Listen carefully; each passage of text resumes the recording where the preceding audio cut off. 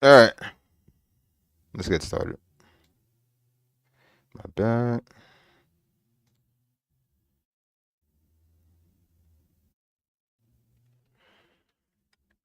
And swamp.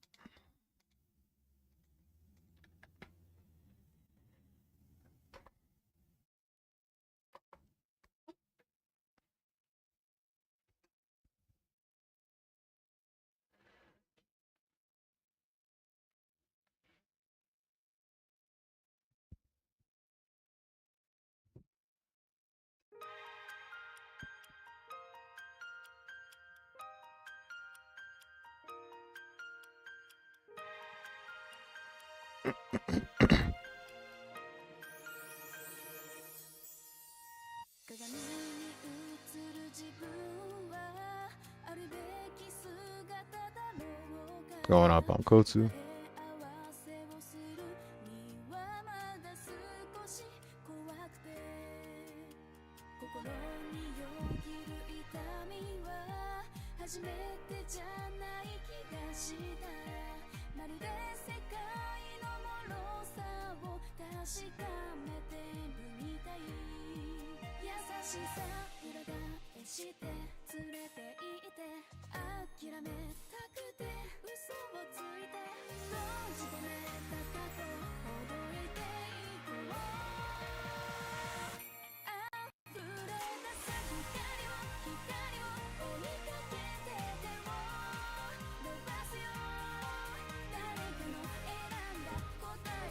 There'll be the same people that bitch about it and still buy it.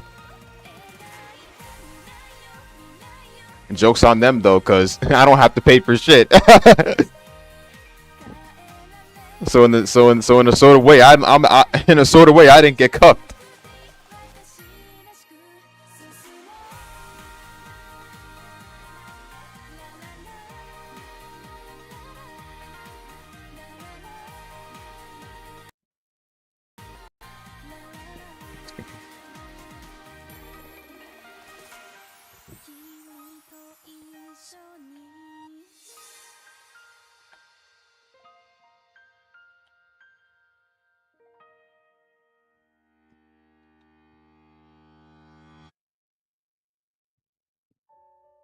All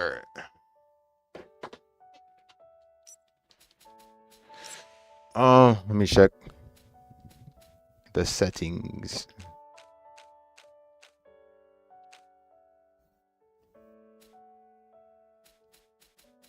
I'm not looking for any hardship, bro. I'm be honest with you. I'm not.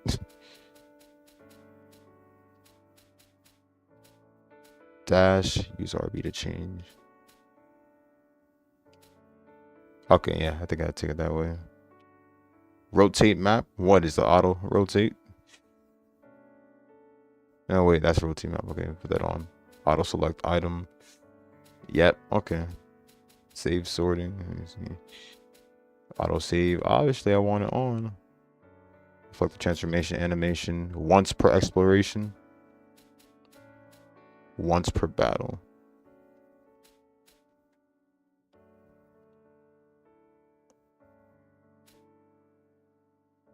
Yeah, once per exploration. There you go. Save sorting. Dash. Rumble. Audio setting. I want my shit up high. Okay.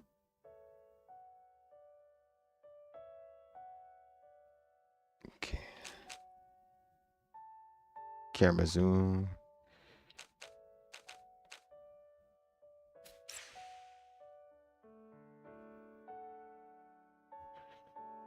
I'll test out the 4K when I get on the game. Well, technically, it was Second Light that had a problem.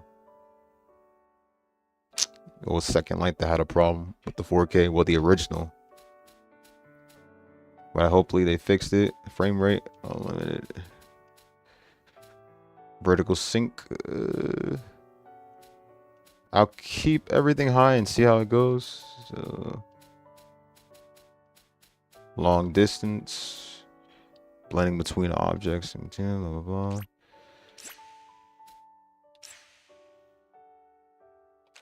Okay, that's good. Yep, we set. Reference. What's this? Okay, never mind. That's just the updated one. Okay.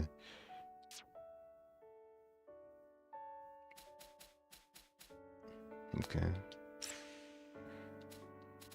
Obviously, I'm starting from the start.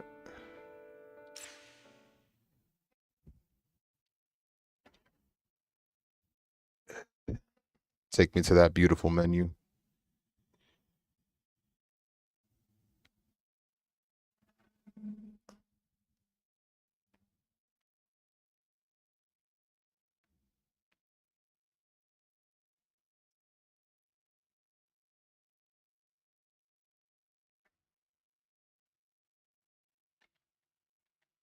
All right, slow down, slow down.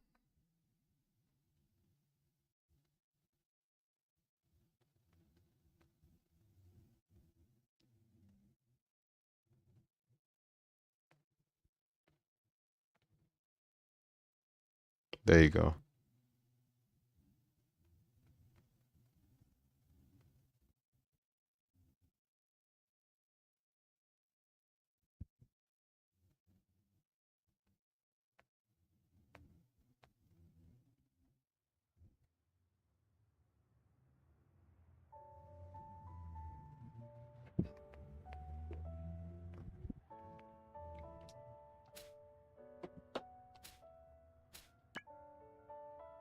Settings are set, right?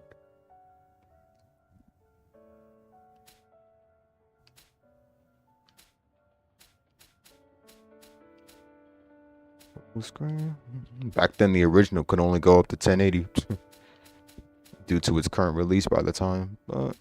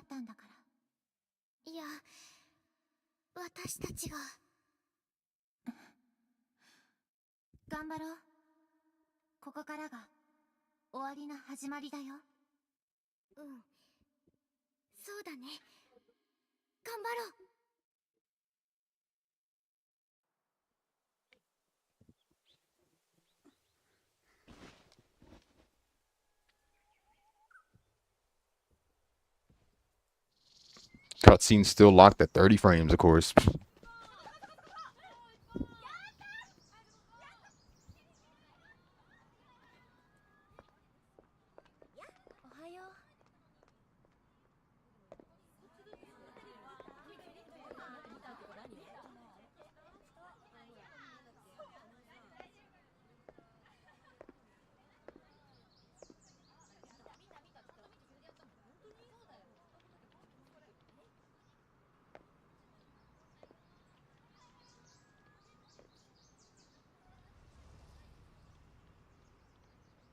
Two point zero is the fastest.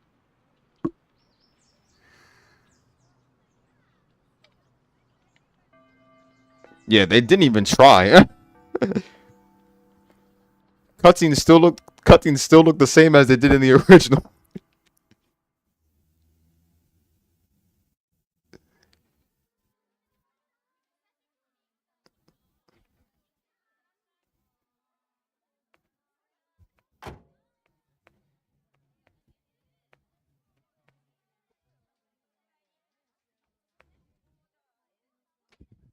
おはよう。おはよう。暑いね。ほんとほんと。やっと夏服よ。もう夏なんだ。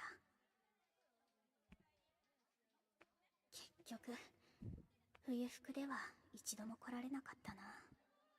いい加減前に進まないと。 Both the common and schools. でも私は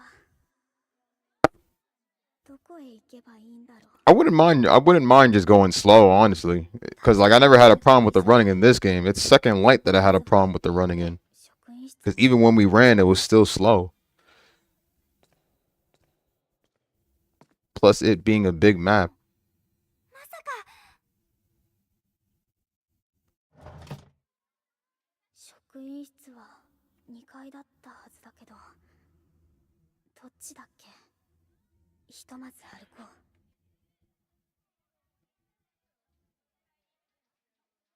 Gameplay, blah, blah, blah. I remember, blah, blah, blah. Yes, I remember.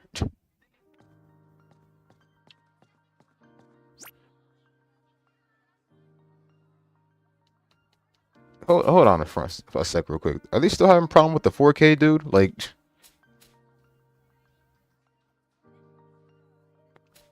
or could that be the unlimited frame rate? Because hold on a sec.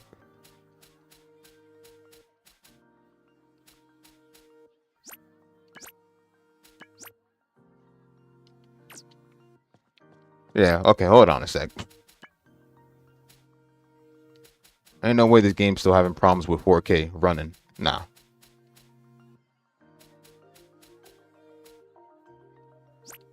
I'm about to test these real quick, because hold up a sec. Should not be lagging like that, dude.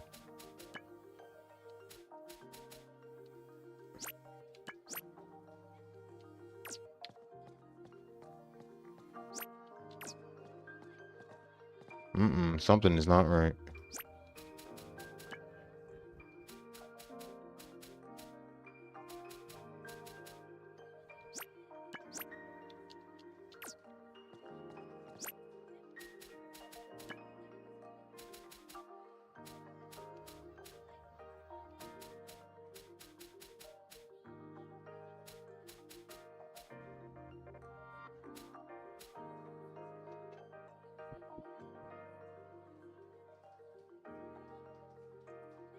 And they would have told us we had DLC alphas and shit, but we're not there.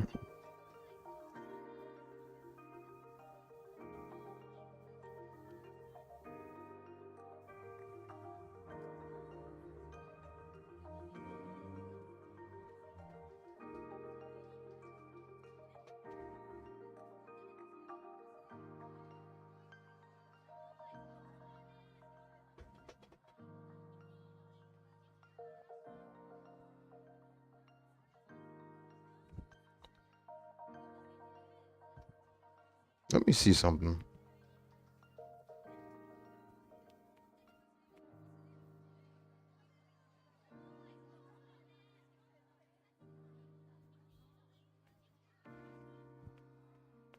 What's this recommended PC specs, bro?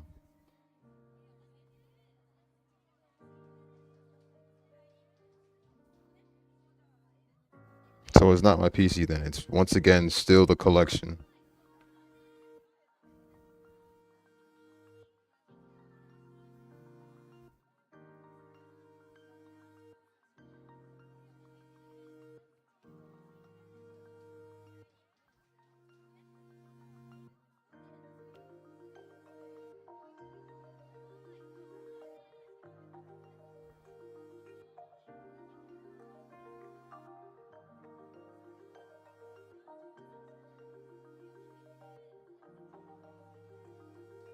Okay, so this is a typical Gust problem then.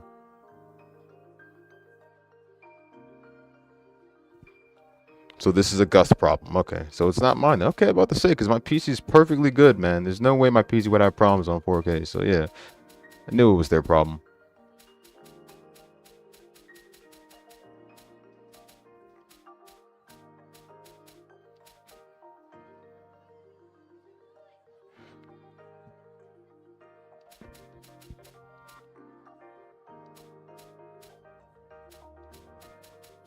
Yeah, it feels low budget now. Kind of glad I didn't buy it, but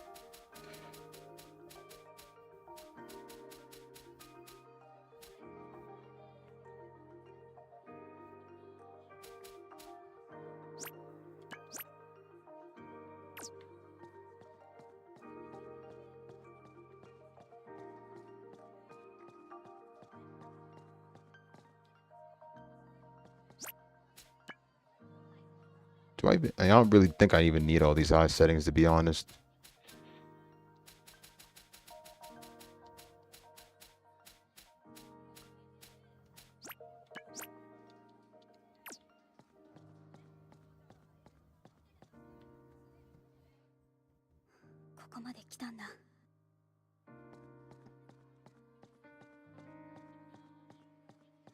Yeah, frame rate still looks the same as it did in the old game, bro. This, hold up. Even if I put it high, what does it matter? Whatever. Just leave it at a simple 60 and that's it. Doesn't even matter if you change the frame rate and shit. It's still the same.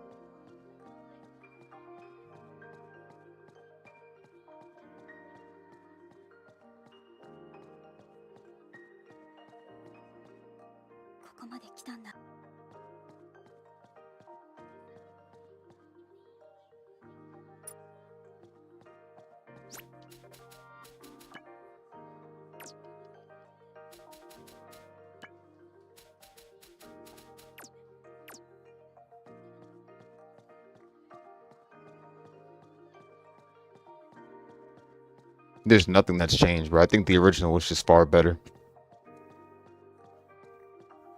I think instead of just putting this in a whole collection, they could have just worked on Sun and Ray. I think if they had just put in the effort to work on Sun and Ray, then I think if they just put in the effort to work on Sun and Ray, then everything would have been perfectly fine. The games would have been much longer and stuff and extra stuff to cover. And it's like, I don't know. The originals for the first and second light were just better.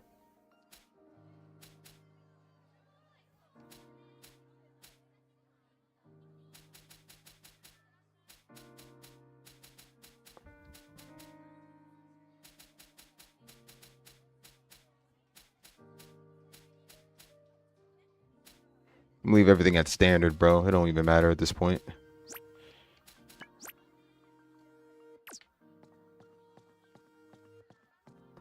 Oh, okay, let's see. So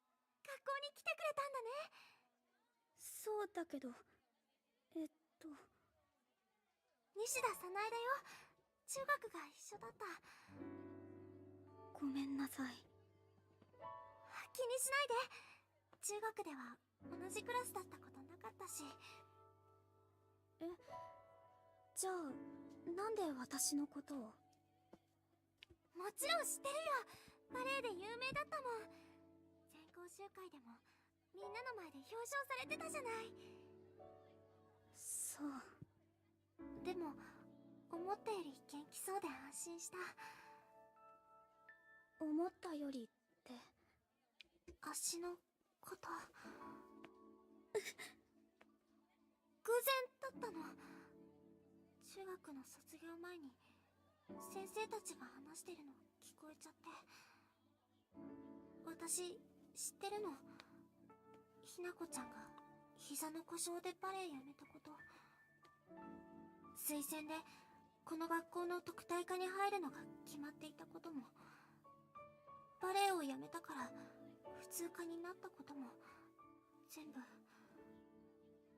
そう。もちろん誰にも言ってない。それで来ないから、まさか学校も辞めちゃったのかなって、とても気になっていたの。だから来てくれて嬉しいの。一緒の高校に通えることが嬉しいの。もう踊れない私でも。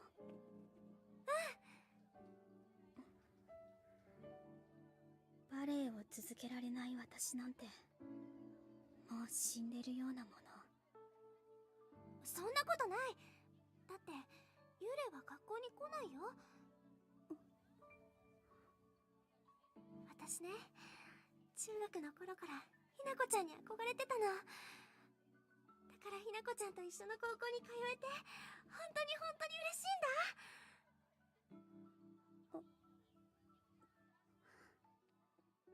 嬉しいな。私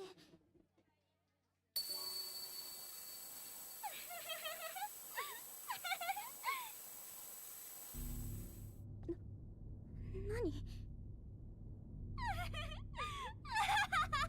Here's where it starts.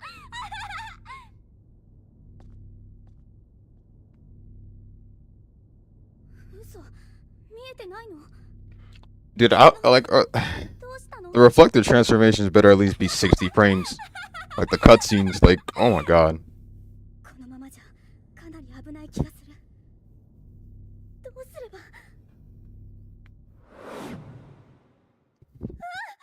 If the PC port is this bad, man, I wonder how the Switch version is.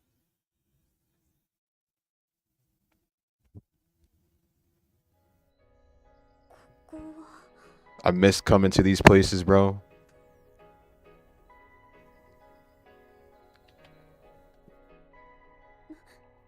何ここ。なんで私こんな場所に。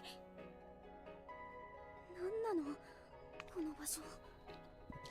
夢？でも夢にしては感覚がはっきりしてる。あれは。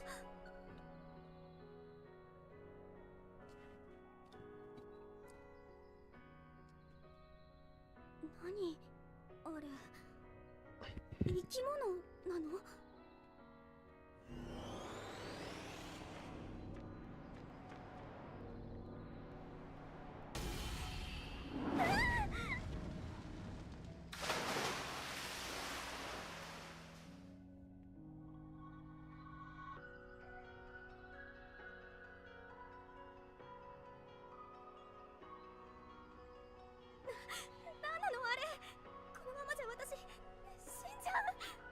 ？30 FPS?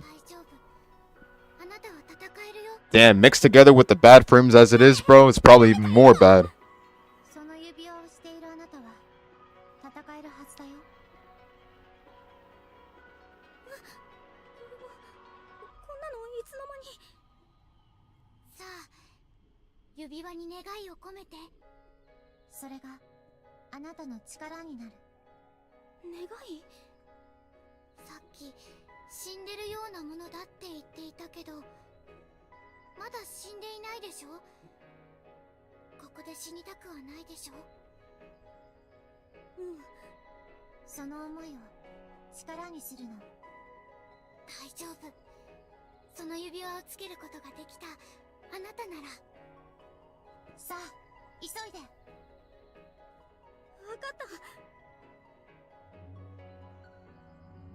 Here comes the reflector transformation.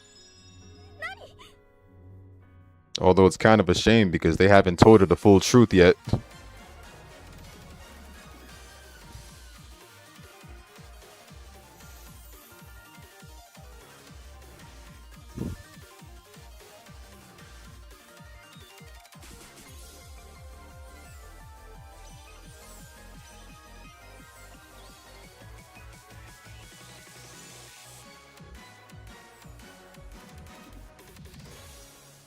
Bro, I can't wait to see Yuzu in Lime transformation again. I cannot wait.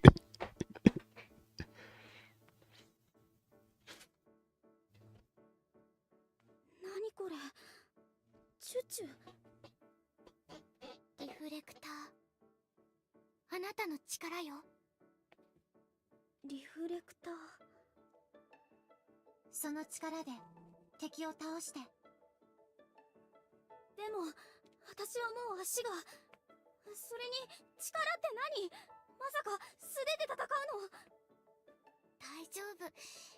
この力があれば現実の怪我は関係ない。あなたのその足も動くはずだよ。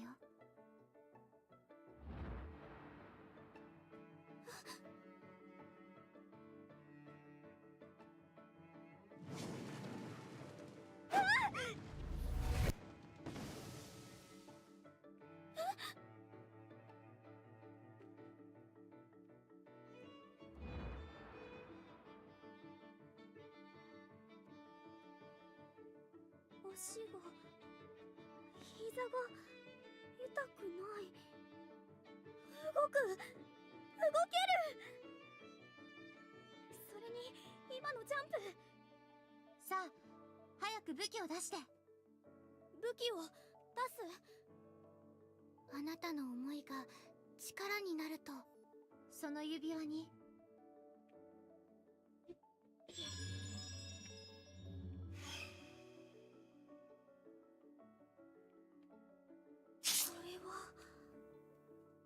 右目と同じ青色の剣。青い目？何これ？それに髪も。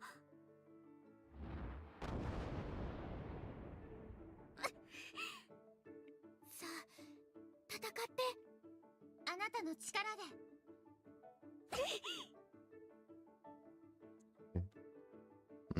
Battles. I remember.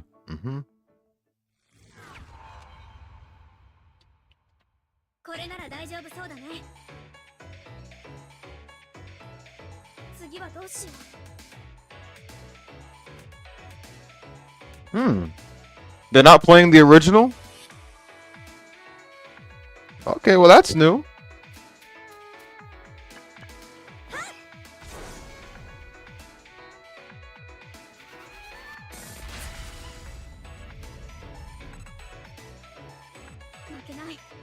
Oh, there's the fast forward. Okay. 1.5 and 2.0. Okay. Okay, alright.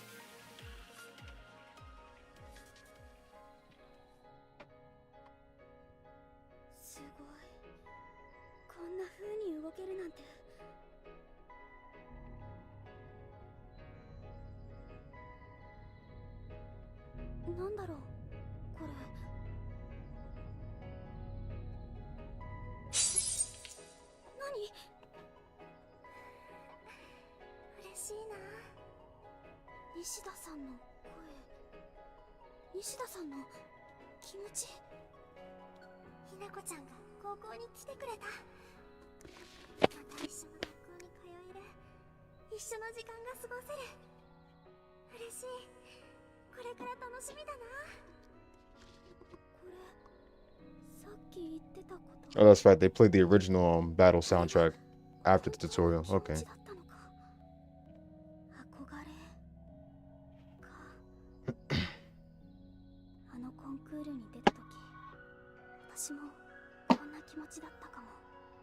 夢に見た舞台。すごい人たちと一緒に踊った時間。立場は違うけど、何かに憧れる思いは同じ。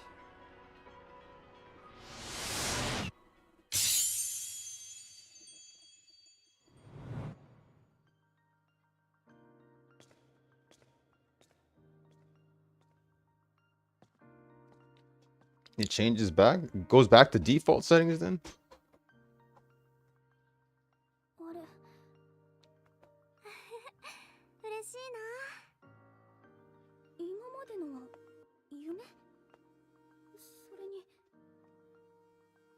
きまでの感じがなくなってる。何？いや、別に。あと、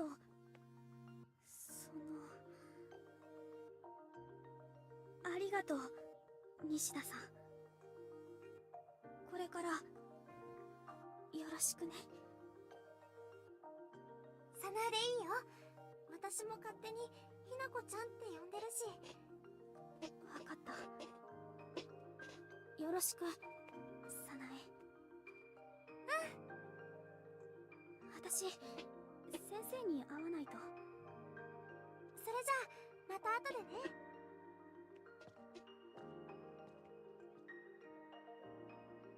時間がほとんど経ってない。もしかして夢だった？あれ？これ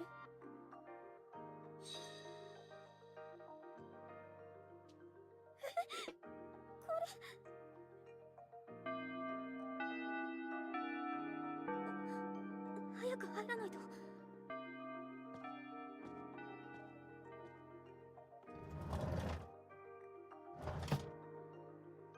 失礼します。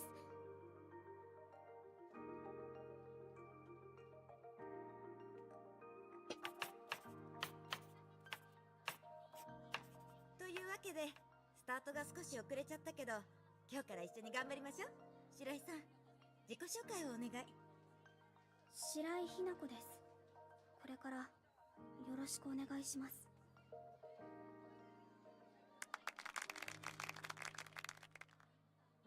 じゃあ白井さんはあの空いてる後ろの席に座って。はい。 And once again, the teacher still doesn't have a model. Missed chance to add in models for characters that are only talking and not being seen. はい。じゃあホームルームを始めます。 Use of mine. There they are. これからよろしくね。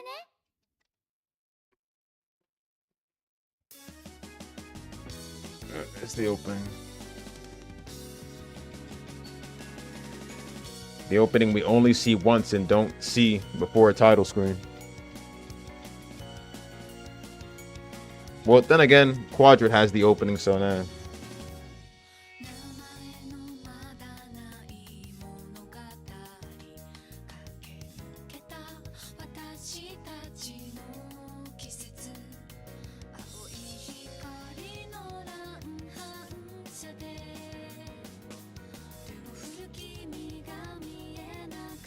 The Mi's ugly mug. Shiori. Oh, the weird one.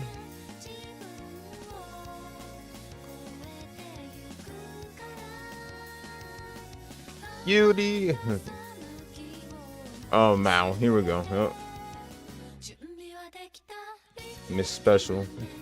Miss Unentitled.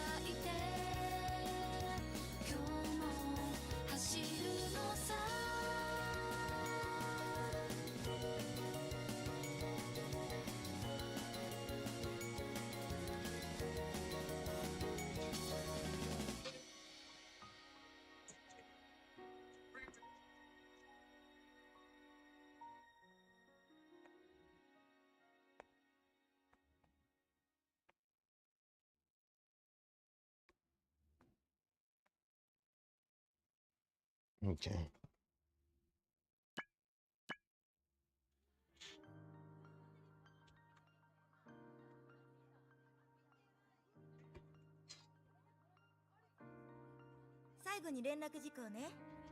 もうすぐ文化祭の実行委員会が開かれるので、クラスの代表者を決めます。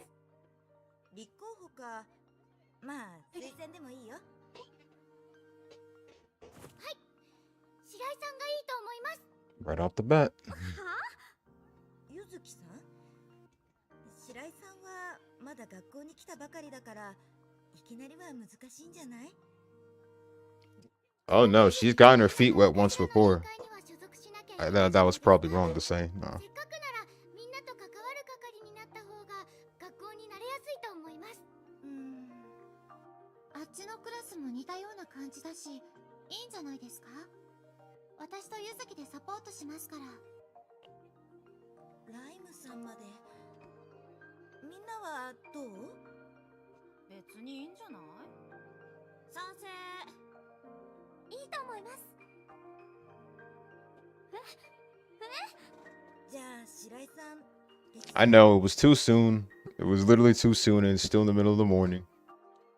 But she did get her feet wet though. And I mean by feet, I mean legs. Which is why she can't do ballet anymore. あれは何だったんだろう。明らかに日本じゃ。明らかにこの世界とは思えない不思議な場所。生物なのかもわからない。敵。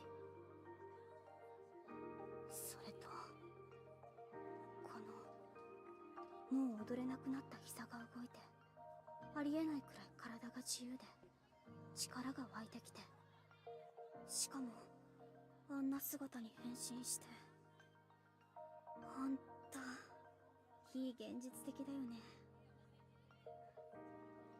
だけど信じられないけど、やっぱりあれは現実。それにこの二人の声、あの時聞こえた声と似てる気がするけど。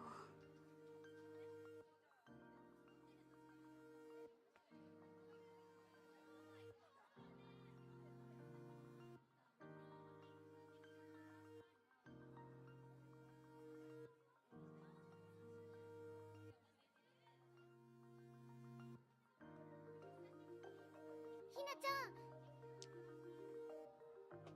ひなちゃん。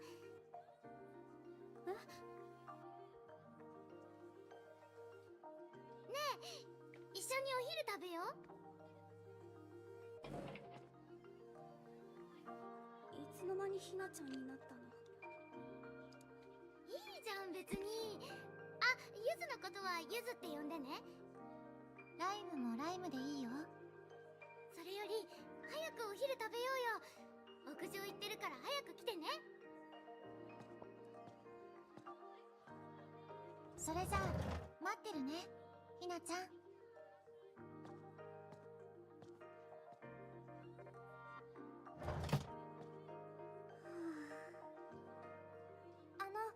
ひなこちゃん。早苗。よければお昼一緒にどうか聞きに来たんだけど。ごめん、今日はあの二人と一緒に食べる。いろいろと聞きたいこともあるしね。いいの。それにしても文化祭の実行委員になるなんてすごいよ。星宮女子高校の文化祭って言ったら毎年すごいクオリティだって有名なんだよ。雑誌とかの取材も毎年来てるみたい。そうなんだ。中でも実行委員が中心になってやる学年ごとの出し物は関わる人数も多いから特にすごいって有名なの。実行委員になるなんてやっぱりひなこちゃんはすごいよ。そうだったんだ。でもほとんどあの二人のせいだから。ゆずちゃんとライムちゃんは行動力がすごいからね。特にゆずちゃん。No. あの二人って。 Remember what I said yesterday? I師匠 joined the server and then I left it. 師匠ライムちゃ同学年だけど双子じゃない。 Told you, bro. They got like how many members in there? They got like how many members in that Discord server, bro? And practically like half of those members are waiting in line just to fight one person? No. If you're in a group with that much people, bro, you should have like loads of lobbies of battles and stuff. Not just one fucking lobby of everybody waiting in line to fight one person. I'm not doing that shit. That's why I'd rather just wait for a fucking private DM, bro, for somebody to just ask me if they want to play, man. Fuck that shit. So I'm tired of Discord servers, bro. They're so fucking niche and boring nowadays, man. I don't see how anyone can make a fucking server. Discord servers are so garbage, bro. They really are. Every server. Except for the servers where you can just grab the game and go. But, you know, servers that just dedicate to one game and stuff, bro. And everybody just, like, fight and, like, nah.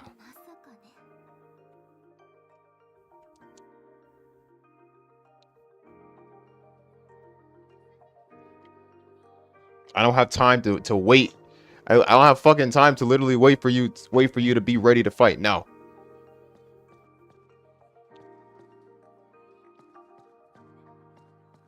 Oh, there's the fast running. Okay. Let me see. Okay, so down on the D-pad. Walk speed on. Oh, this is so much better. I mean, then again, we have fast travel, but still. We literally have fast travel, don't we? So I'd say, so I'd say it's, you know, good to use and sometimes not worth it to use, but.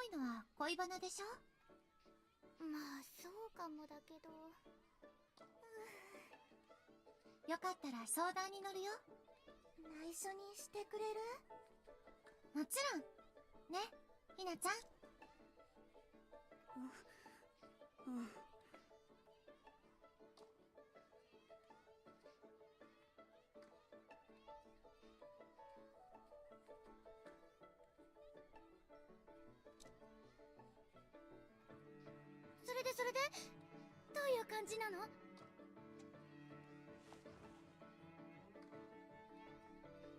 実は中学の時から好きな先輩がいて、どうしたらいいか悩んでるの。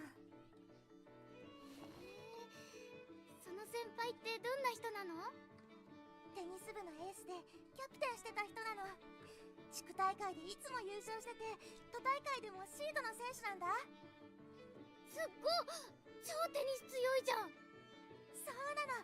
それに勉強もできて、学年でもかなり上位だったんだ。高校もちょっと遠い進学校に行ったの。へえ、じゃあ最後に会ったのは中学の時？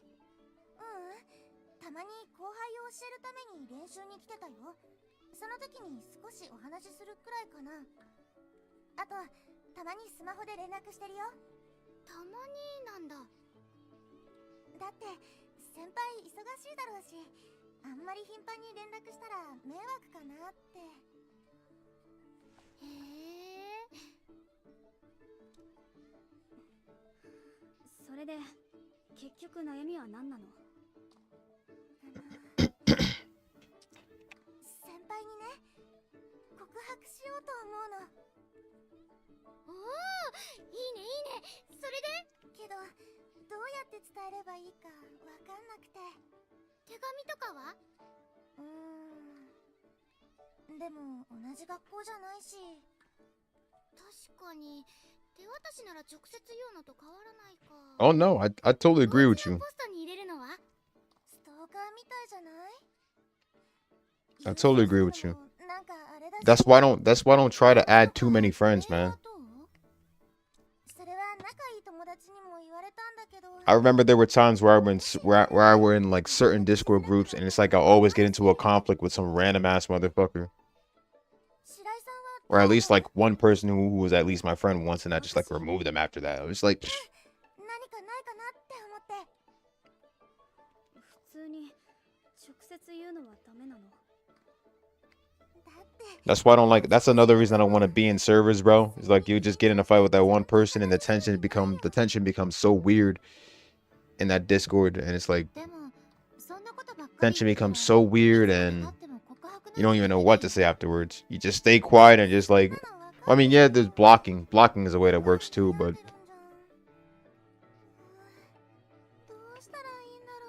I always say that's why I always say. That's why I always prefer to just be in a smaller group, have a smaller group of friends instead of like, you know, instead of expanding my circle. It's better that way.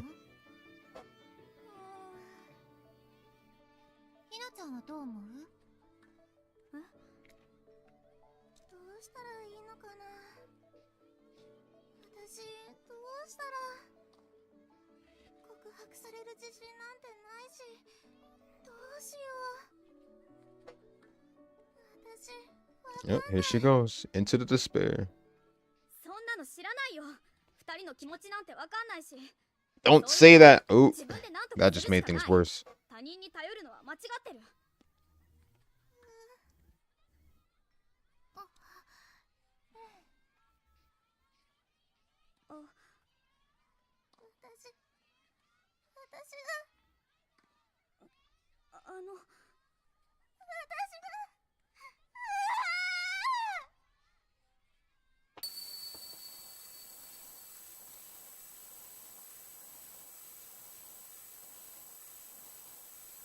これ今朝の早苗と同じ。まずい、暴走が始まった。急いで向かわないと。暴走？説明は後。ひなちゃん、急いで指輪をあの子にかざして。え、指輪？いいから早く。わかった。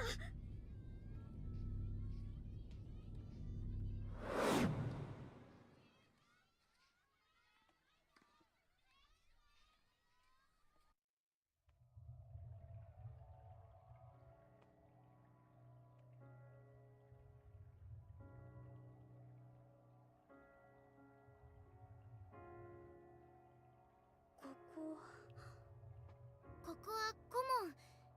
人の集合的無意識の世界。早苗ちゃんの時とは違うゾーンみたいだけどね。どういうこと？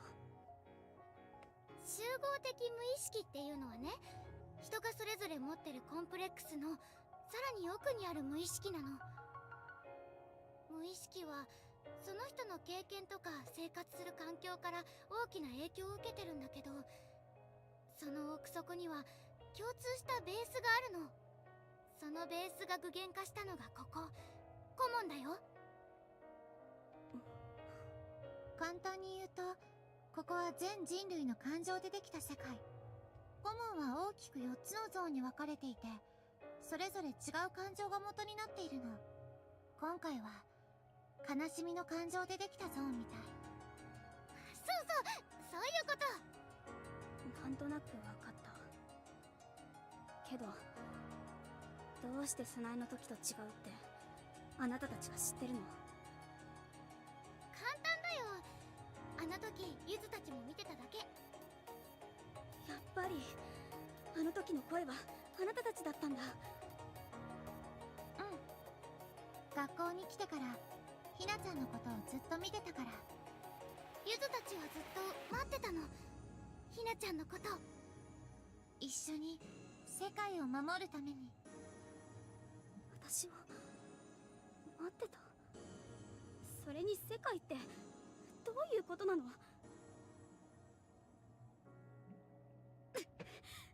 こにも出るの？ち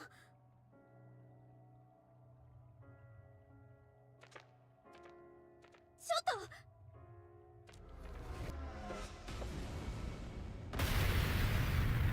ゆず、ライム！ There we go. Now the reflective forms. Boom.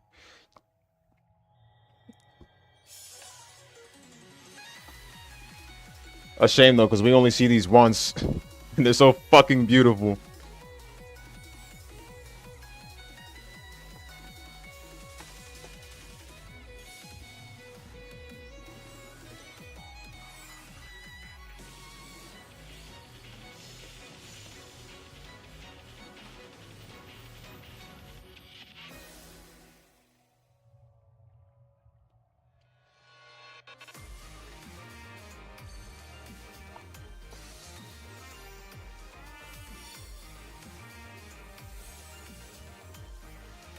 No, I feel you. It's not my style either.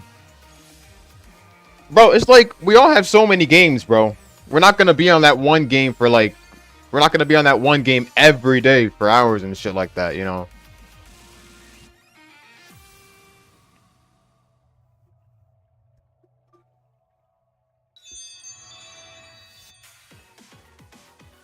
There's my favorite track. I can't wait to unlock Grape Wave. Then just spam it. そう、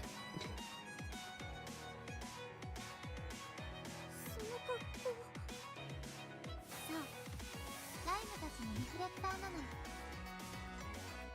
なたたち一体何なの？その話をこいつらを倒してからにしましょう。ひなちゃん、一緒に戦って。分かった。 Like Clash of Ninja, for example, bro. Like Clash of Ninja, for example, right?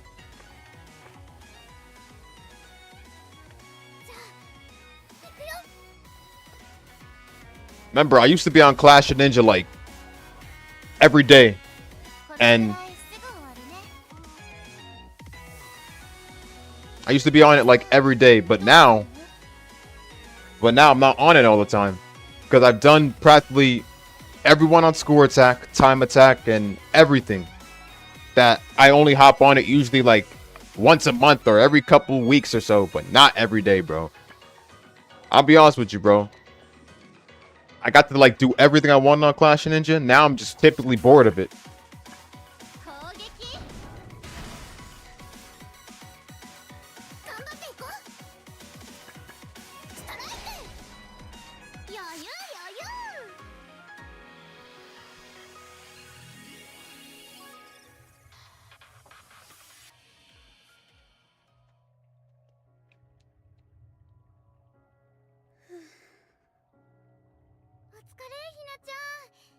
いい感じだったね。それで教えてくれるんでしょ、この力のこと。リフレクターはね、フラグメントの力で戦う魔法少女なの。フラグメント？正しくはエーテルフラグメント。 They forgot to highlight the 強 S. い感情によってできる思いのかけらのこと。 Were they just trying to joke around or something? Because リンちゃんも今朝 they forgot to highlight the S on fragments. あれがフラグメントだよ。魔物からフラグメントを守るのがリフレクターの仕事なの。でも中にはフラグメントを固定化してみんなと力を共有できる人もいる。固定化？ひなちゃんがまさにそうだよ。もうナエチンのフラグメントを持ってるしね。ナエチンってサナエのこと？それにフラグメントを私が持ってる？その指輪から伝わるはずだよ。今朝固定化したナエチンの気持ちが。なんか感覚的にだけど、確かに存在するのはわかるけど、どうやって固定化したんだろう。フラグメントに触れた時、ナエチンの感情が流れ込んできたでしょ。ひなちゃんがその感情を理解できたからだよ。どういう意味かはわかる。 Yo, I did not know. That's crazy. そうやってフラグメントを集めて力を蓄える。 That's new. That's really crazy. 原始という強大な敵を倒すために。強大な敵？今戦った Which means they still have to talk about Seraphie. あの魔物たちは原始たち They の talk about the 力の影 common. 響で顧問がおかしくなって生まれてきた。 But Sephira isn't highlighted. 原始はあんなものじゃない。まずはリンリンのフラグメントを探しに行こう。なんで私が？あのまま放っておいたらリンちゃんのフラグメントは壊されちゃうよ。壊れたらどうなるの？精神が傷つく。フラグメントはあくまで思いのかけらだから一つ壊されたくらい問題ない。だけど何個も壊されると最終的には精神が破壊され死に至る可能性もある。それでもいかない？ひなちゃん。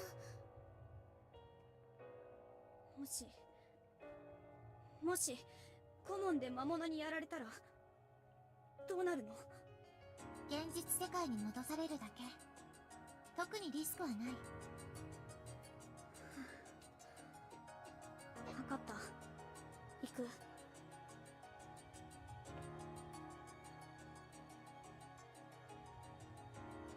リンちゃんのフラグメントはこの近くにあるはず。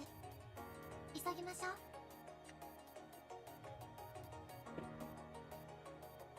Ether charge, I remember.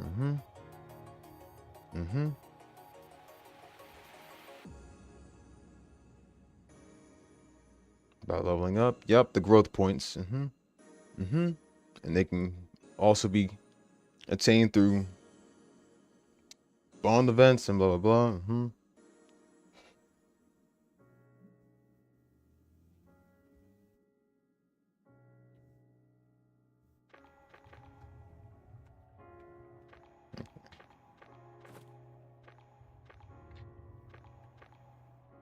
So let's see. Walk speed. I'd say the walk speed kind of still looks the kind of still looks a little bit the same, just 2 times the speed. But I mean, it's kind of better though.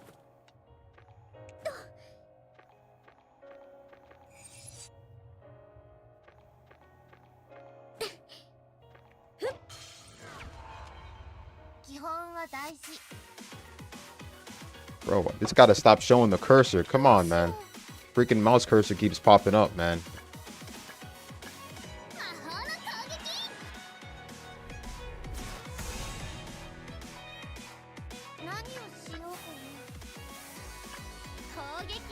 Can the enemy's attacks also be fast forwarded?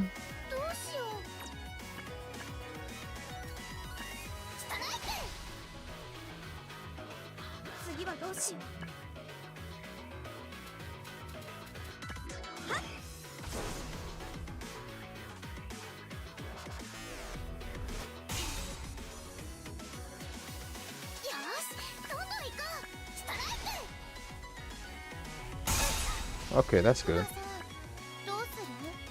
攻撃？次はどうしよ I remember that lime did the most heaviest damage. どうしよう。あ、いい感じだったね。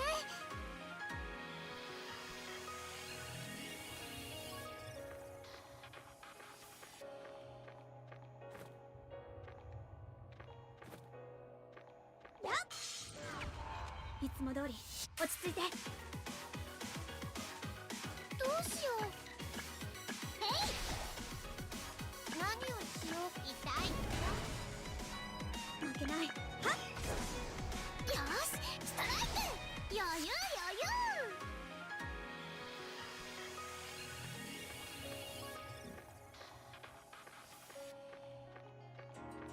I really want to get to the boss fight to get to Seraphie again. Just so I can hear those killer soundtracks, man. Boss battle versus.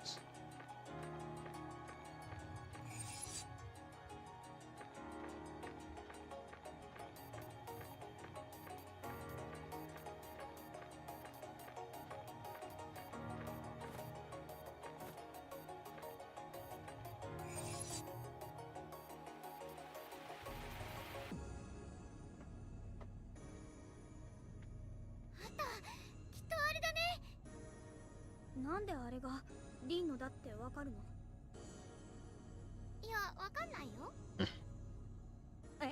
She followed their lead. ただ、フラグメントって出たり消えたりするものなの。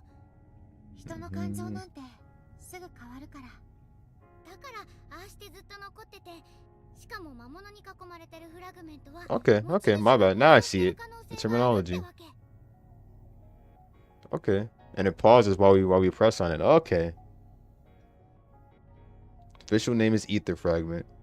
These are shards, blah blah blah. We know. I played through the originals. で We all played through the リン以 originals. 外に暴走してる人がいる可能性もあるんじゃない？確かに可能性はゼロじゃないけど、その確率は低いよ。 And then the leap. Terminology for leap. リンちゃんを目標にリープしたから。リープ？ Jumping through the 実 common. 世界 Mhm. からコモンに移動することだよ。ユズたちはコモンリープするって呼んでるんだ。コモンはみんなの集合的無意識の世界だから、誰を返しても入れるんだよ。だけど、何の目標もなくリープしたら、この広いコモンのどこに出るかわかんない。だから、あらかじめ目標とするフラグメントを狙ってリープするの。それで今回のターゲットはリンリンだったってわけ。まさかあなたたちわざと？さ、話はこれで終わり。あの魔物たちを倒しちゃうよ。わかった。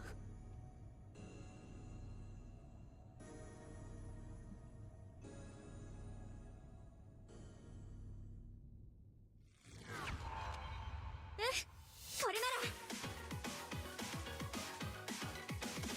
次は Oh yeah, that's right. Hinako was also the because Hinako defeated Dak in the final fight. That's what created the floating school in Blue Reflection Second Light.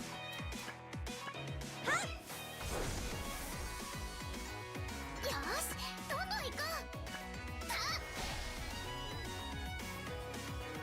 う。どうしよう。痛いよ。負けない。よ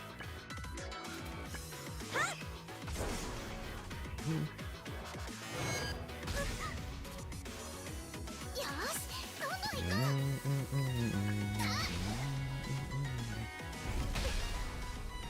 どうしよう。攻撃？負けない。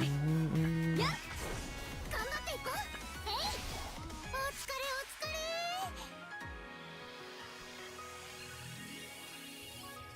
今だよ、ひなちゃん。フラグメントを固定化して。どうしたの、ひなちゃん。今朝と同じようにすれば大丈夫だよ。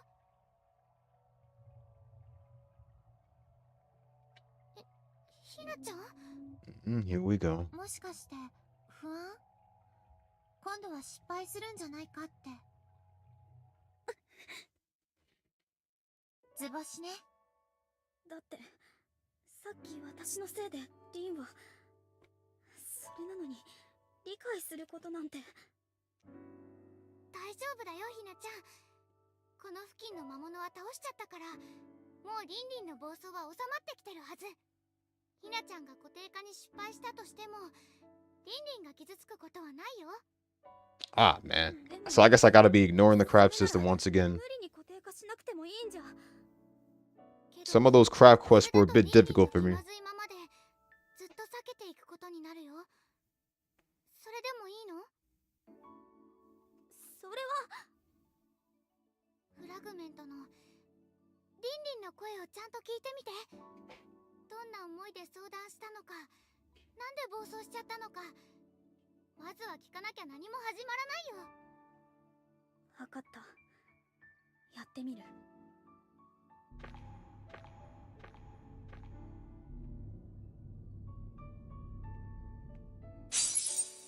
どうして自分で決められないんだろう。これはやっぱりこのフラグメントはリンノだったんだ。本当は分かってる。自分で決めなきゃいけないって。でも私、決めるのが怖い。決めたらもう戻れない。成功したいけど、もし失敗したら。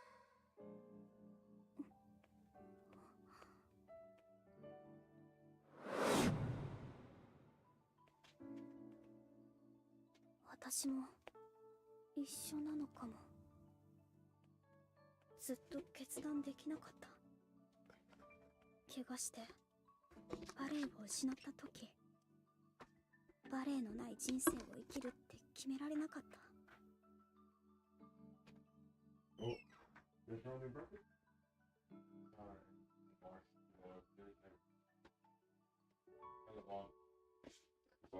決めて前に進むのが怖くて。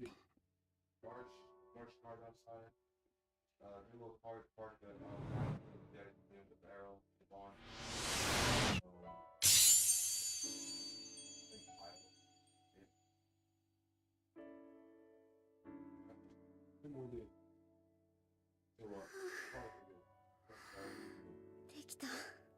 お疲れ様、ひなちゃん。ありがとう。いきなり一日に2度もフラグメントの固定化をしたから疲れちゃったんだね。さっきまであんなに動いても疲れなかったのに。ライムたちリフレクターは感情のエネルギーエーテルを使って戦ってる。だから感情に直結するフラグメントの固定化は一番エネルギーを消費するの。エーテルフラグメントじゃなくて。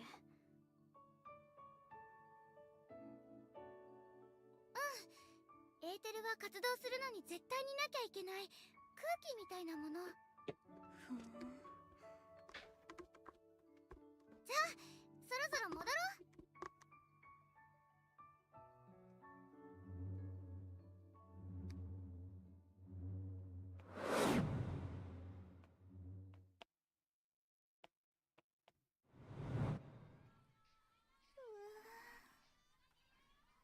どうしよう。あれ、まだ悩んでる。暴走を止めただけだからね。悩みを根本から解決したわけじゃないもん。悩み自体はちゃんと現実で解決してあげないと。そうなんだ。大丈夫。フラグメントを固定化できたってことは、ひなちゃんはリンリンの気持ちに共感できたってことだよ。ひなちゃん、早く伝えてあげて。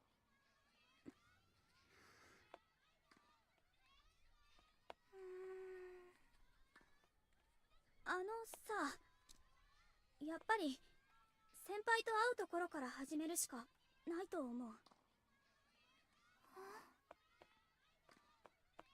どんなに緊張するとしても直接言葉で伝えるのが一番思いが届くんじゃないかって。でもまずは踏み出さないと何も変わらないと思う。白井さん。そうだよ。まずは先輩に話してみなよ。ゆず。うん。二人の言う通りだね。私、まずは先輩に会いに行くよ。そうそう、その意気だよ。勇気を出した女の子にはこれを信じよう。何？この指輪。それお守りつけるといいことあるよ。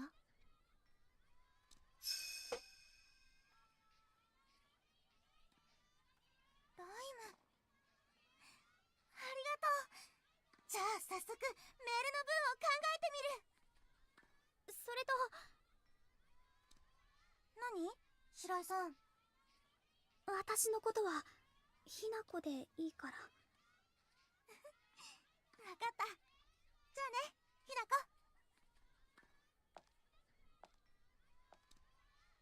次はなんて送ればいいか悩まなければいいけど。どうしたのひなちゃん。さっきの指輪、あれって。そう、ライムたちがつけてるのと同じものだよ。さっき固定化してくれたタイミングで作れるようになったの。あれをつけることで初めてリフレクターとのつながりができる。つまりいくらフラグメントに触れたとしても固定化できなかったり指輪がなかったりすると力は得られないの。じゃあ。うん、もうナイチには渡してあるよ。そんな。心配しないで。この学校これくらいのアクセサリーなら全然 OK だから。そうじゃない。なんであの二人も巻き込むの？ Oh, Hinako, there's so much things you don't know. できないから、早くもっとフラグメントを集めて力をつけないと原種を倒せないの。そしたら世界が滅んじゃう。世界。嘘でしょ？お願いひなちゃん、一緒に戦って。ゆずたちと一緒に世界を守って。そんな。なんで私が。なんで私なの？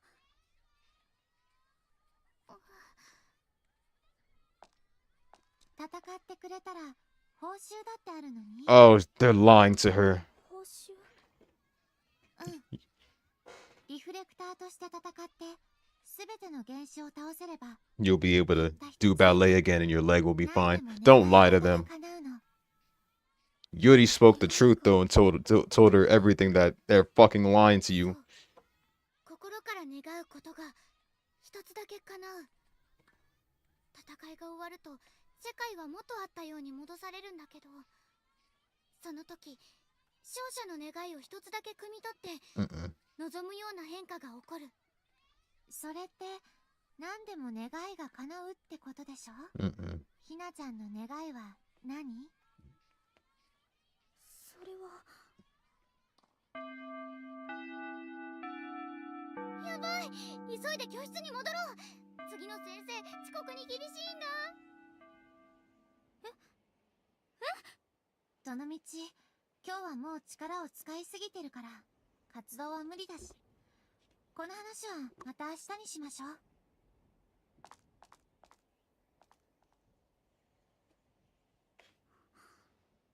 願いが叶う。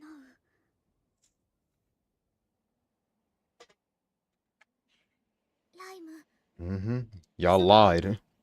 本当に間に合わなくなる。そのために準備してきたんでしょ。わかってる。だけど絶対に守ってみせる。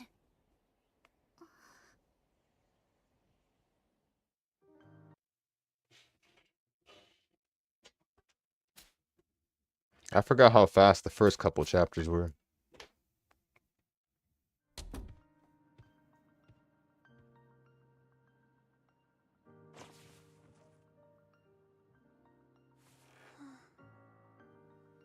フレクターかも。 Oh yeah, they're not technically alive. あんな世界が現実に存 Their 在 hearts して are いるなんて connected to the common, I think. それに願いが叶う。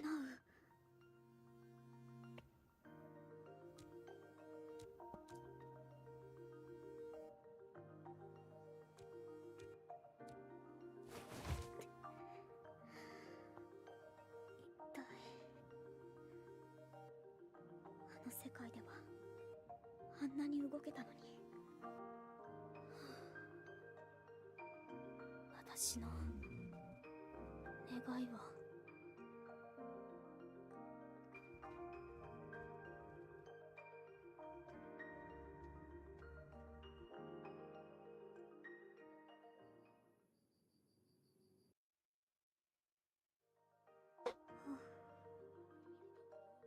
リーナちゃん。何？また何かあったの？悪いけど私。そっちじゃなくて文化祭の話だよ。なんだ、そっちか。そろそろ話し合わないと。一度隣のクラスの委員と打ち合わせに行こうよ。隣のクラス？それって。特待科。文化祭の出し物は学年ごとにやるって聞いてない？Sada うちの san. 高校は小さいしね。そういえば聞いた。 Sada san. あれって隣のクラスの森川さん？バレエで有名な？うちのクラスに何の用だろう。失礼。文化祭のことで話しに来たんだけど、このクラスの代表の人いるかしら？それなら白井さんだよ。ほらあそこ。白い？ひなこ？やっぱりあなただったの？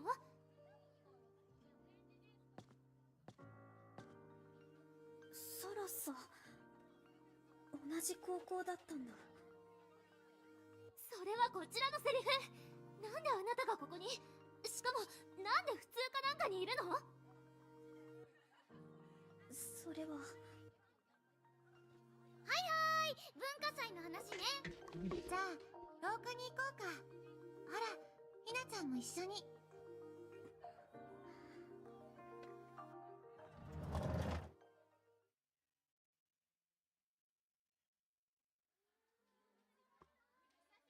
それで一体どういうことなの？あれ以来どのコンクールでも見かけないし、何してたのよ？それは。仕方ないでしょ。ひなちゃんバレエやめちゃったんだもん。はあ？何言ってるの？バカじゃないの？ライムバカじゃないよ。ひなこがバレエをやめるなんて世界が滅んだってありえないわよ。本当だもんねえひなちゃん。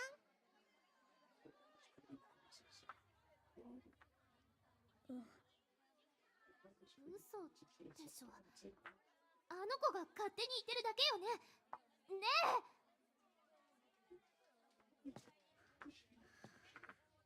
いや、ライムの言った通りだよ。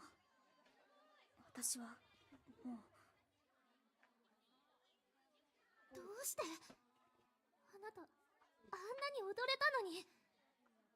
もしかしてスランプ？そうよ、あなたがバレエをしないなんてありえない。一時的なものなんでしょ？それとも何？私の上を行くための奇策を練ってる最中なのかしら？なんとか言ったらどうなのよ。あなたに何がわかるの？ひなちゃんは。ライム落ち着いて。何なの？今日の放課後屋上に来て、そこで話す。私まだ納得してないから。ひなちゃん。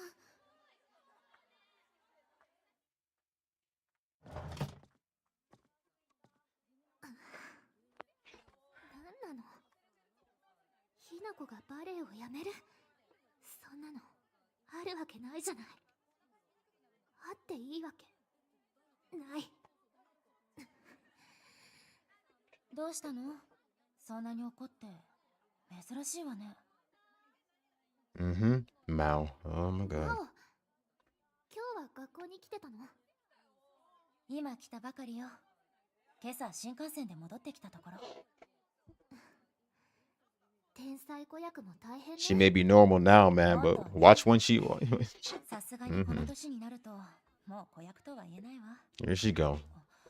それでどうしたの？ Former child star 機嫌悪そうだけど。 who only got the roles because their parents sabotaged other people's chances just for her. 隣のクラスで知り合いに会って驚いただけ。隣？もしかして文化祭のこと？ Some child star you are. そう、ごめんなさいね。私がいないことを多いから迷惑かけて。気にしなくていい。そのために私がサポートに入ってるんだし。ありがとう。でも知り合いに会ったのにどうしたの？もしかして嫌いな人？いいえ、じゃあどうして？だからこそよ。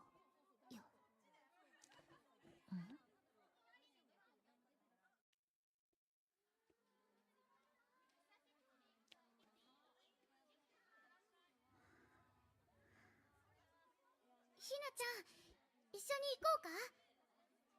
いい。私一人で。ひなちゃん、行ってくる。ちょっといいの？今はひなちゃんを信じるしかないでしょ。そんなこと言ってる場合なの？もう分かってるよ。でも、もう焦っても仕方ない。15が壊されたってことは、すぐそこにいるはず。今さらジタバタしても変わらないよ。ライムは諦めたくないの。それはユズも同じだよ。信じましょう、ひなちゃんのこと。分かったよ。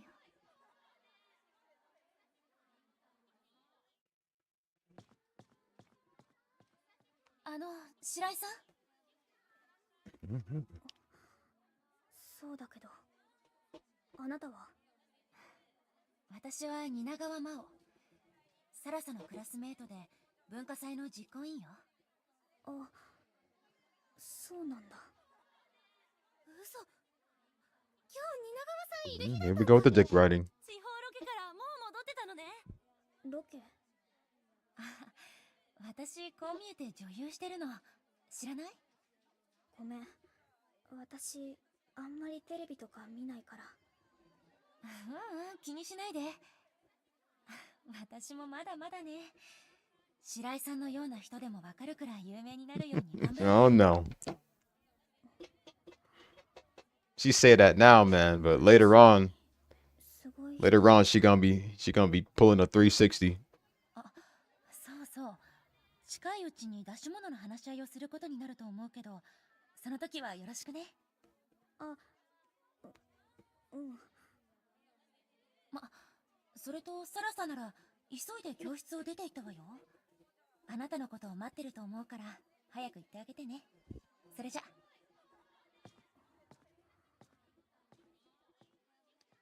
悩んでてもしょうがない。 Yeah, what was it? I think they were doing a play on Romeo and Juliet, and she messed it all up. She messed up the whole play on Romeo and Juliet and put in a bunch of horror scenes and crap and changed it all up with horror scenes and everything, all because of the fact that Hinako got the lead role instead of her. Yep, the fast travel, we get it, I remember. Fast travel.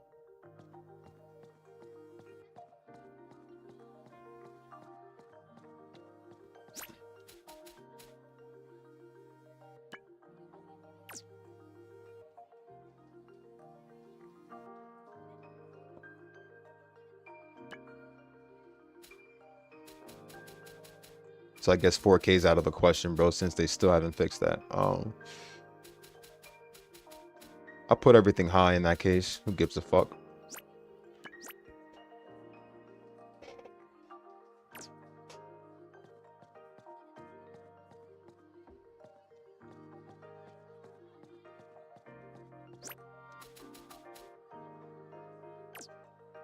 So we won't bother using the growth points just yet.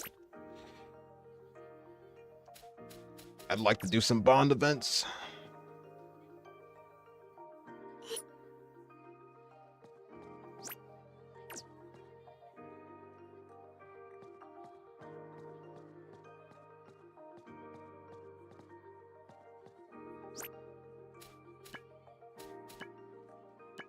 But before that, let's go. 来たわね。サラさん、それで一体どういうつもり？バレエをやめたって本当なの？うん。なんでなの？なんであなたが？だって膝を痛めたんだ。結構大きな故障だったけど、その時は復帰できると全然疑ってなかった。私たち故障なんてしょっちゅうだしね。早く治して練習しなきゃって。だけどいくらリハビリしても全然痛みが引かない。それで改めて先生が紹介してくれた信頼できるお医者さんに聞いたら、さあ日常生活は問題ないし簡単な運動はできるって。だけどバレエみたいな激しい運動はもう膝が耐えられないって。そんな。なんで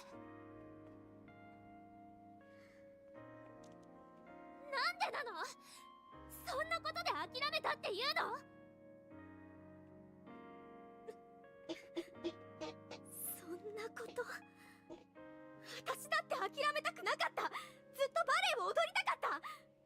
でもしょうがないでしょ。今でもまだ思いっきり力をかけると痛いし、使えば使うだけ悪くなる。私の足はもう。それで今は何もせず普通に高校生活を謳歌しようとしてるってわけ？私がどうしようとサラさんには関係ない。なんで？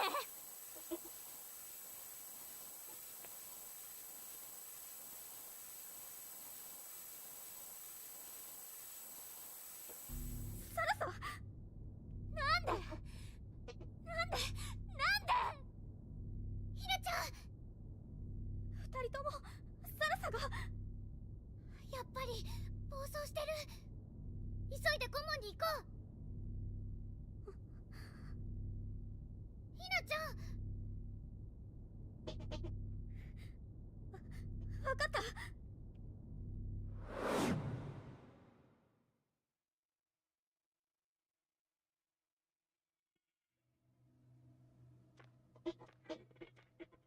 結局また来ちゃった。けどサラさん。ひなちゃん。さあ早くあの子のフラグメントを探しに行きましょう。わかった。ひなちゃん大丈夫？うん。私が行かないと。ひなちゃん。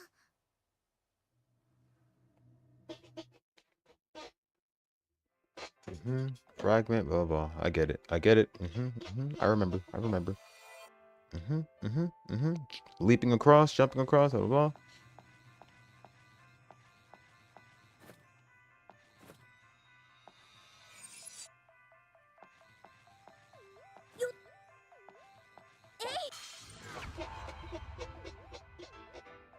始めよう。どうしよう。次はどうしよう。やっ。クマさんどうする？どうしよう。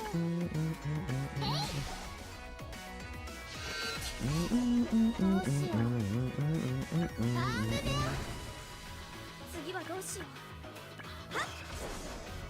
頑張っていこう。ストライク。この調子でいこう。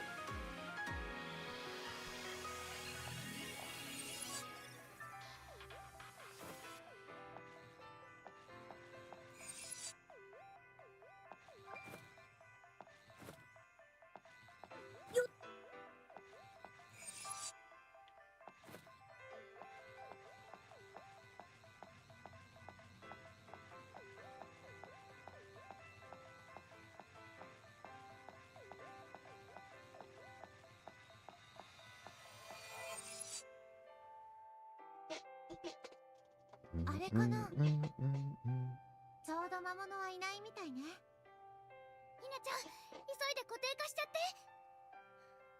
うん。なん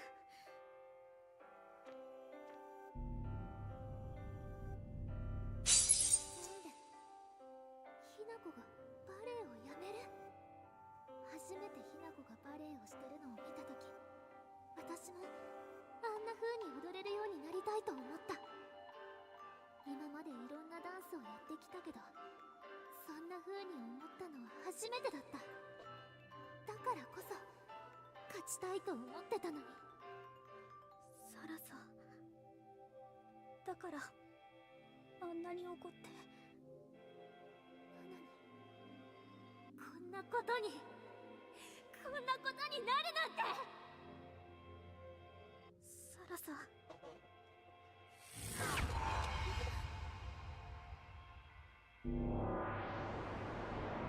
そんな。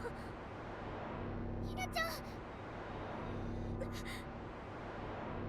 ひとまず倒してからにしましょう。行くよ。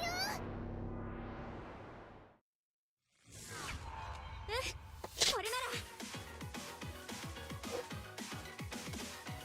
Oh wow, so it does restart. Because I had it set to 2.0 and then went straight back to 1.0. So important fights is gonna restart. Okay. 次はどうしよクマさん、どうする？痛い？どうしよう。ストライう。頑張らないと。ク。よし、どうしよう。痛い？クマさん、やったね。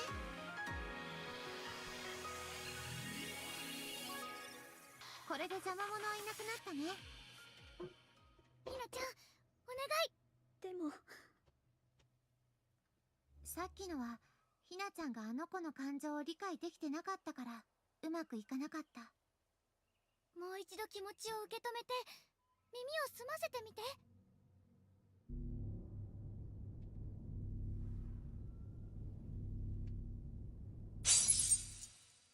どうして？サラさん、怒ってる理由が違うの？ひな子がいなくなったら私は何を目標にしていけば。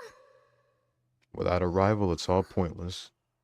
何を目標にバレエを踊ればいいの？そうか。この感情は怒りじゃない。これは恐怖。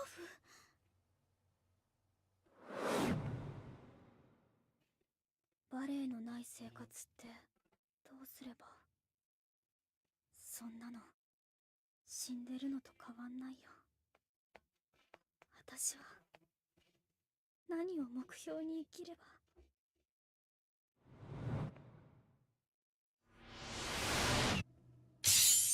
この感情は恐怖だったんだ。ひなちゃん、戻ろう。サラサと話をしなきゃ。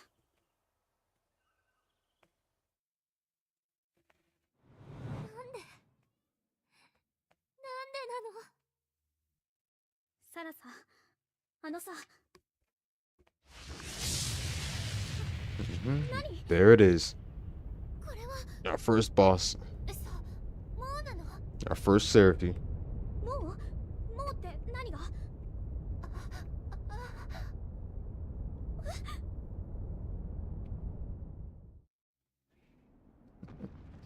Finally get to hear my favorite tracks again. Yes, sir.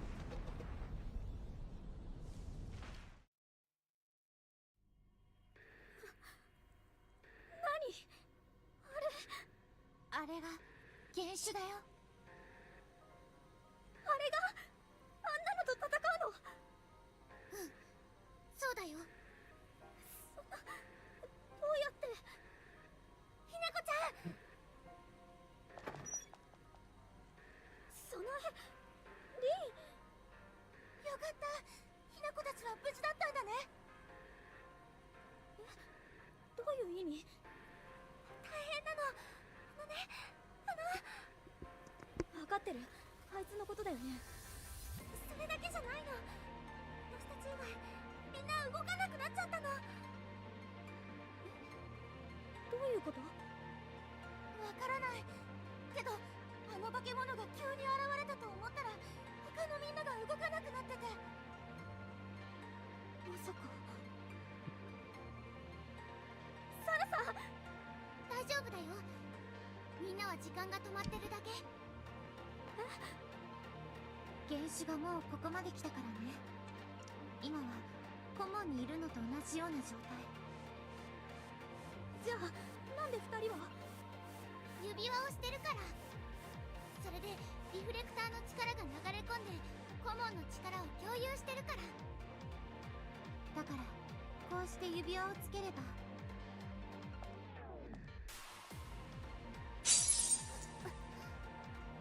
私 Good, they put the ring on her too.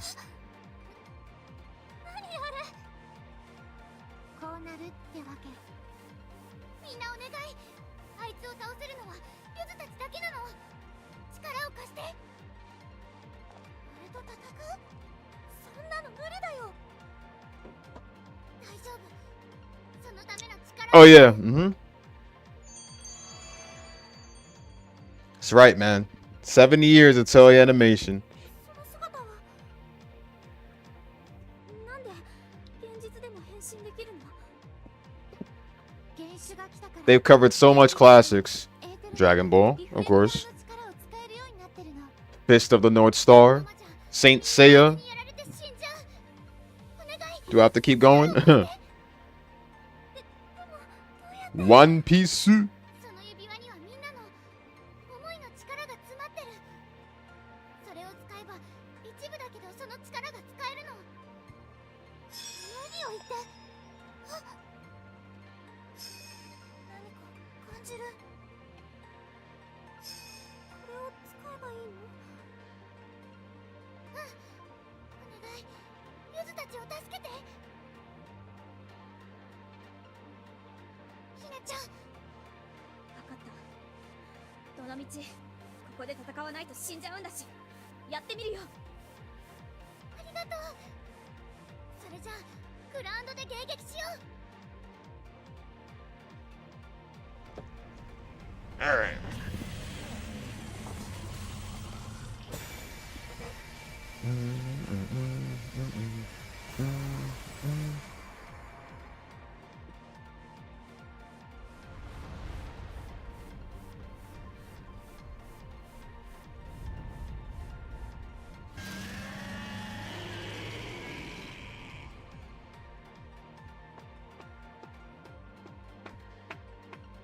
There we go. The overdrive and everything. Yep.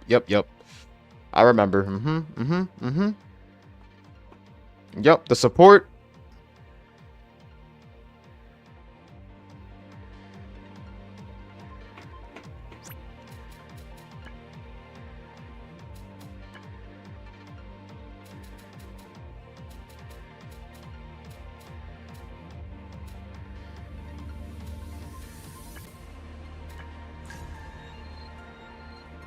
I miss the soundtrack so much.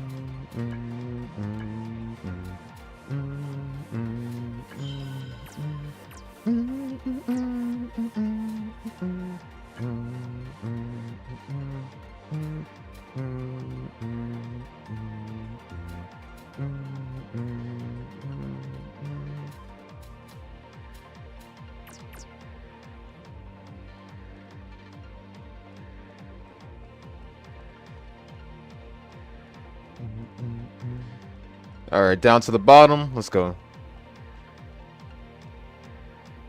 負けられない。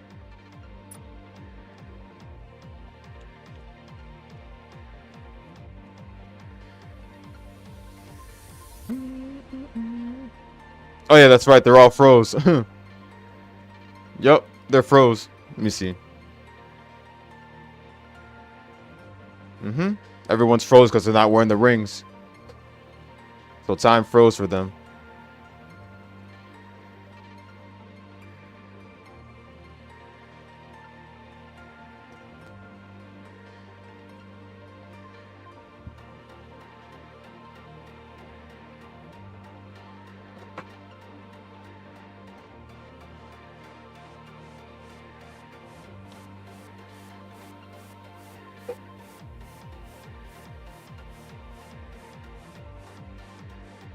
Oh no.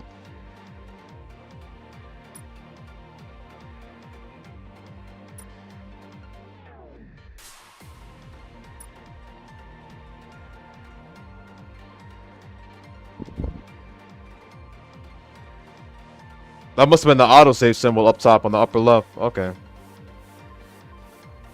Alright, let's go out of the school now.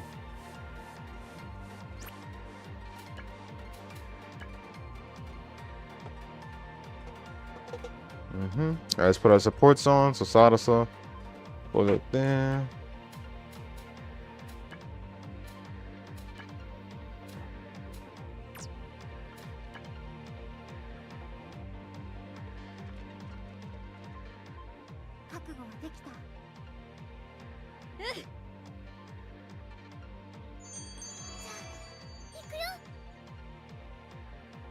Bro, if I was there and every woman there was froze, bro, you know I'd do 落ち着いていこう。 many things. エ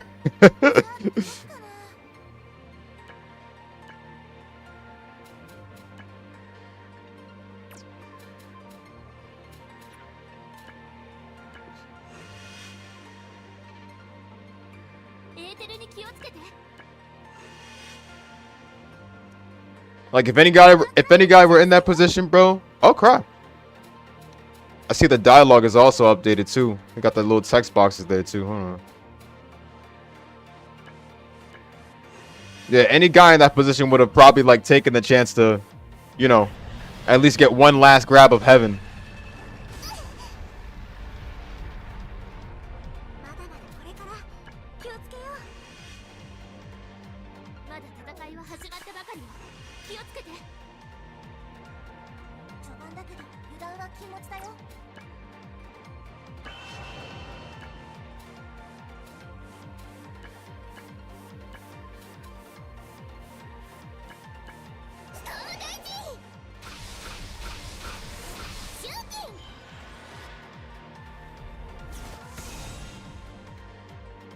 オーバードライブのチャンスよ。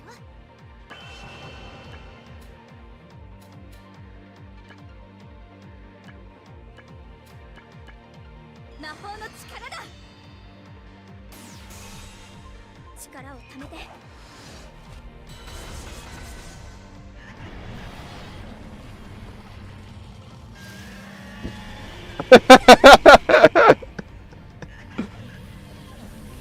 Exactly, man.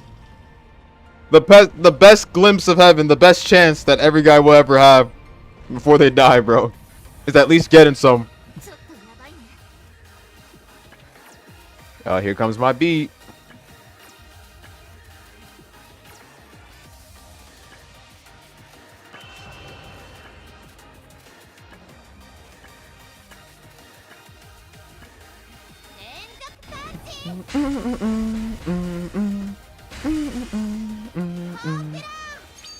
How I miss these soundtracks so much.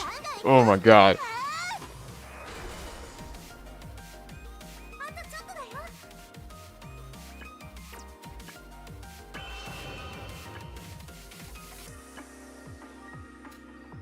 I can't wait to get Grape Wave again, bro.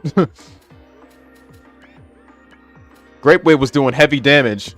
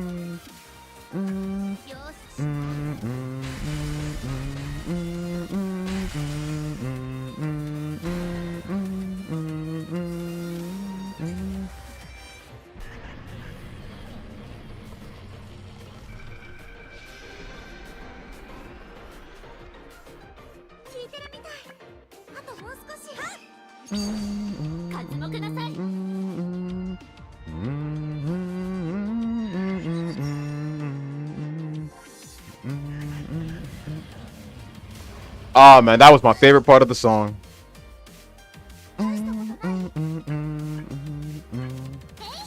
And he's set. Alright, reflect counter and set.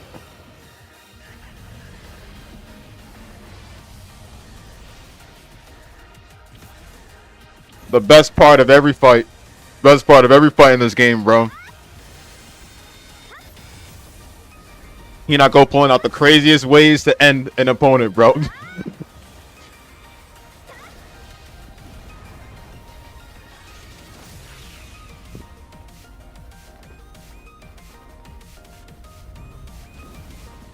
My god, man, the hype and anticipation just hearing these soundtracks again, bro. How I've missed them.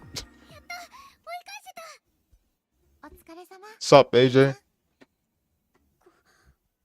これで倒せたの？まだ完全には倒せてない。あの原種は一旦引いただけ。多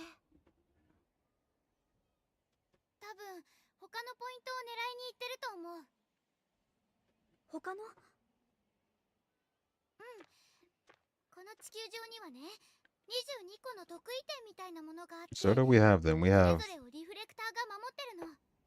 we have Sup Retro. 篠宮は17番目の And that means we have リフレクターは Ray, Sun to 得意 do 点の範囲内じゃないと next, 力 and を then 発揮できないの。 wouldn't それじゃ Second Light be last あいつが来 then? たら Second Light is like set after the anime, so it's like Sun, Ray, and then 不意打ちというのはまずありえない。 what's going on, Steph? What's going on, Seido? そうなんだ。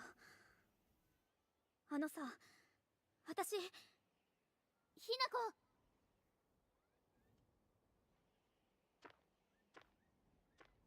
そらそ、 That's what's up, man. すごいね。その What we talking? A terabyte? なんだか魔法みたい。この姿、この力を Nah, 使えば Extreme Versus 2 is like about 32 gigs. でも、さっきのやつを、原種を全部倒せば、願いが一つ叶えられるんだ。私の願いなんて And then Second Light? 決まってる。私は Gotcha, because Second Light is like a sequel. Second Light is like set after サー Ray, の気持ち right? と向き合った時に思い出した Going on, Kudumi? 怪我した直後の気持ち。バレエがない私なんて死んでるのと同じ。ひなこ、だから私は戦う。原種を全部倒してまたステージに立つ。よくわからないけど、私も協力してあげる。 The fact that we got a new SK mobile game, bro, and it's like New Link just died out. みんなのためじゃない New Link died out a year ago or so. 自分のためよ。ライバルがいない And this one is like, that game is supposed to be, what was it? Shinobi Nukes, that's supposed to be set like 4 years after New Link. これからもなるよ。リフレク But I see Sekko and Gecko standing in the middle. And I'm like, those two gotta be Sekko and Gecko. Then you got like a Yomi clone. And then, yeah, they're literally doing character copy and paste. トップバレリーナのことをそういうの。私の夢。ひなちゃん、これからもよろしくね、ひなちゃん。 Funny enough, it's coming to obviously phone, obviously iPhone and Android, but it's also coming to PC, which is surprising to me. 何？ But ネーミン if グが it's 気になる？ coming to Steam Japanese wise, then most of us will not be able to play it though. 今の私にはぴったりだ。 Only because it'll be available in Japanese stores. エトワールみたいに New Link never got an English version. 輝くこと。 New Wave never got an English version. And something tells me this won't have an English version.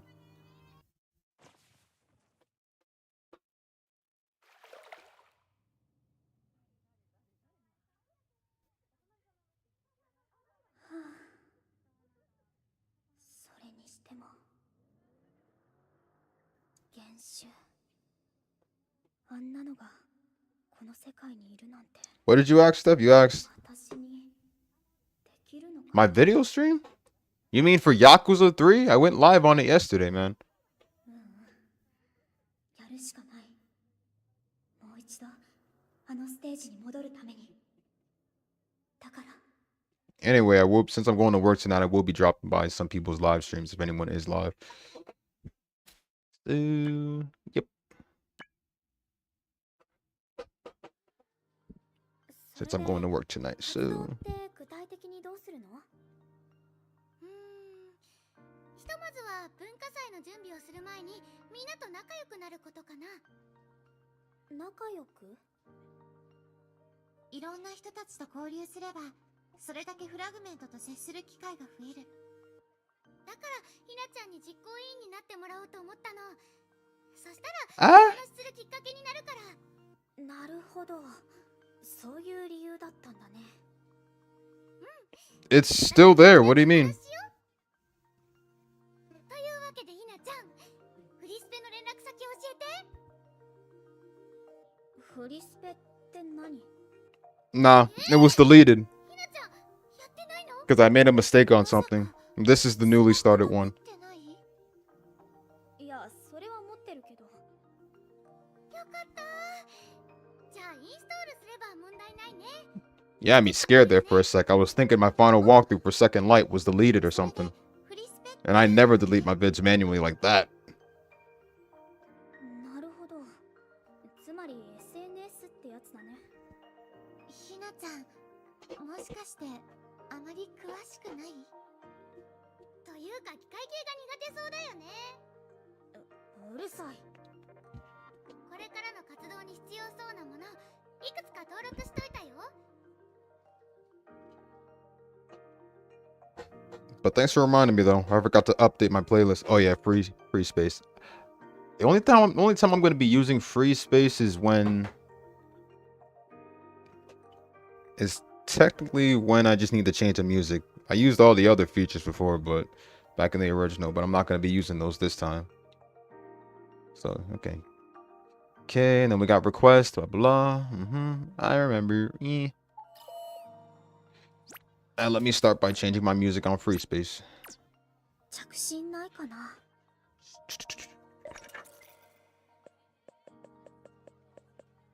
Change that background too. Where's the one with everybody else? There's something missing from here. Oh! No, they didn't. That picture was DLC back in the original. It's not here. It's not here. It's supposed to have everybody on it. You bastards. You took it away from us. You took it away from us. Damn you, Koei. Damn you. They that pisses me off. You had one job, Koei, to do a good collection and you screwed it up. Man, I want to get the original again. This is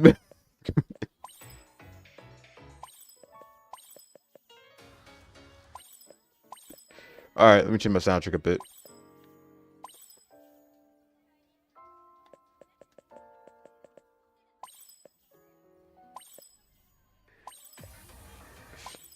I'm coming back to this one. Yo, you know something? I just noticed most of the soundtracks weren't fully titled back then.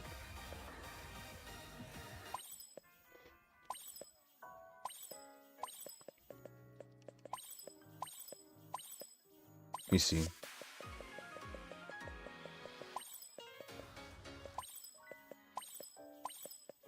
Let me get told you because this is still my favorite.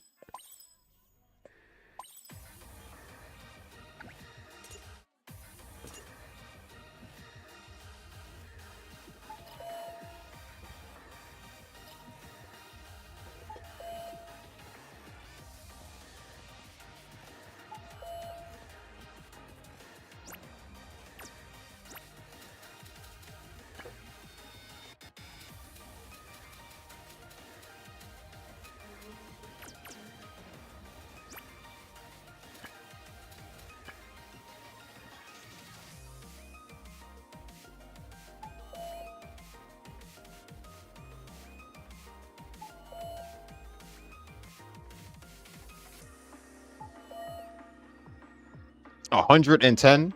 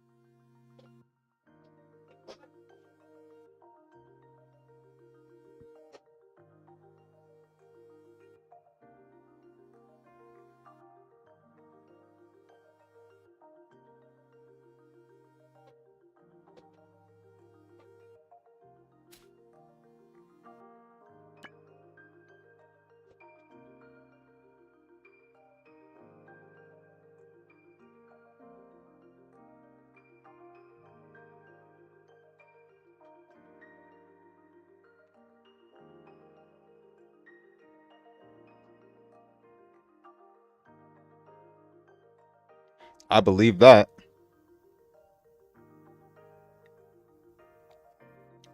As the years go on, games get even more rare in price, and they go up in price a lot. Makes it so much harder to buy certain games, classic games that is. It's the newer games that are like less, or at least certain games like released around 2017. eBay is only good if, I mean, eBay may be cheap and stuff, but there's the condition of the game that also comes in mind.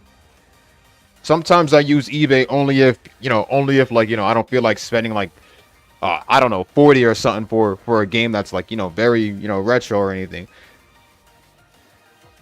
But if it's like a special retro copy, it's gonna cost a fortune.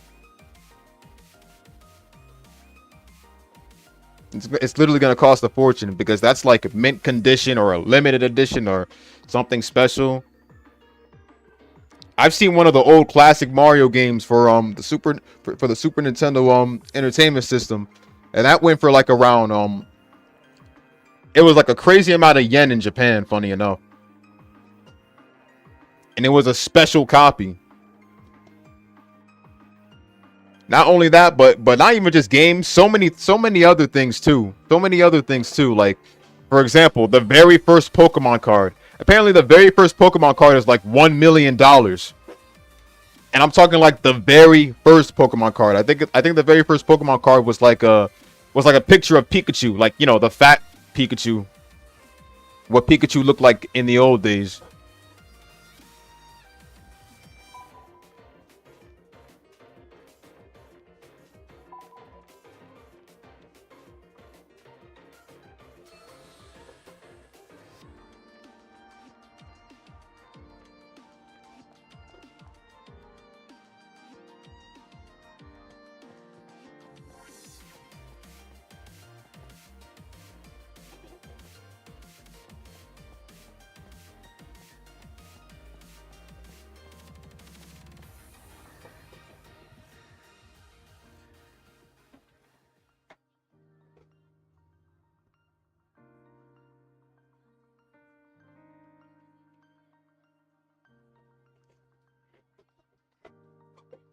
Godzilla? Bro, I believe that. I believe that.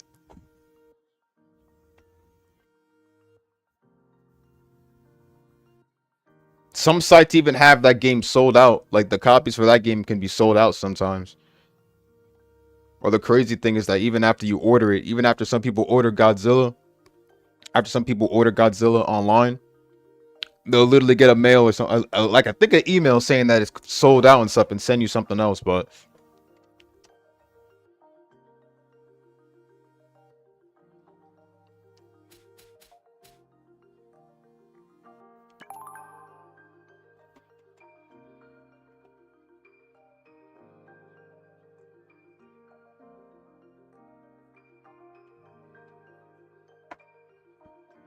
I remember, I think probably a while back. Can't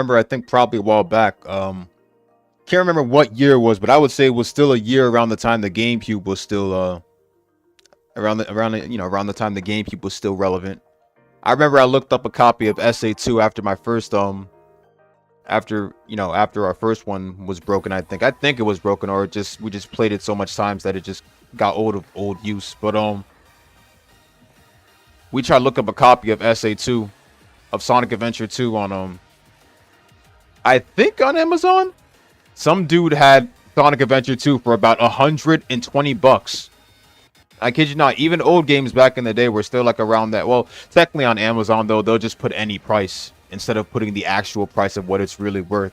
That's a lot of websites nowadays. A lot of websites will literally put like a regular copy game, not a mint condition or limited edition type of game, and they'll literally just like say that it's $100 for a old game. When deep down that's not really the price it's worth. Yes, the game is fun, but in terms of being worth that amount of price, I don't think so. Especially for a Sonic game, no way. Sonic 3D platform games aren't really it these days. That's why I kind of stopped since Frontiers, and I wasn't digging Frontiers nor Forces. It's all about the classics, but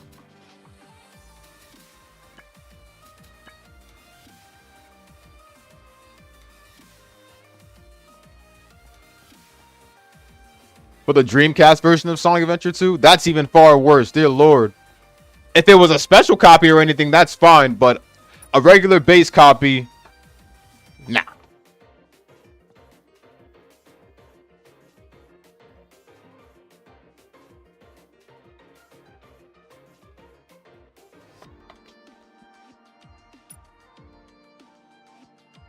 For 100?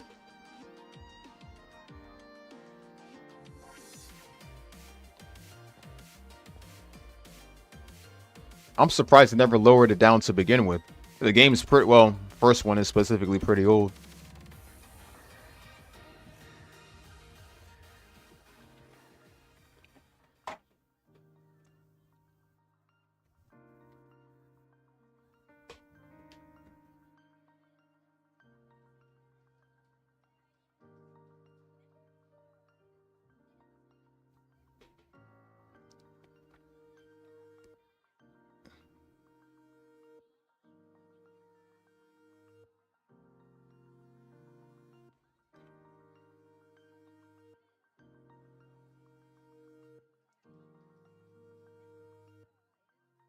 Yeah, no way it's digital, because digital prices are unfair.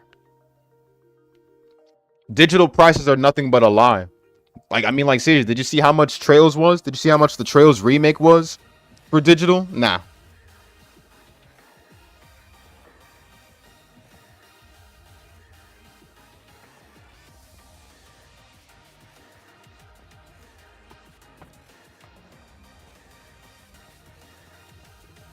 Not to mention the fact that supposedly nowadays digital isn't technically owning after the bullshit Sony said.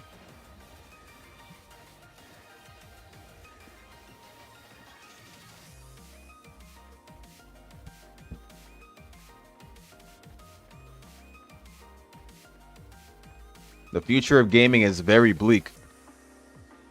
A lot of companies who grew up with have really begun to, except Microsoft. I don't think Microsoft has ever done anything stupid. I think they're the only ones that are perfectly fine. I'd say it's Nintendo and now even Sony. Nintendo and now even Sony are the ones that are like, you know, making the future of gaming really bad now. Because Nintendo has these little membership key cards or whatever they're using, and PlayStation stopping physical media and everything, and it's just, not to mention the fact they're getting rid of the PS3 store. Literally the PlayStation store on the PS3. Like next year is like. And then Nintendo's games are also another dumb thing.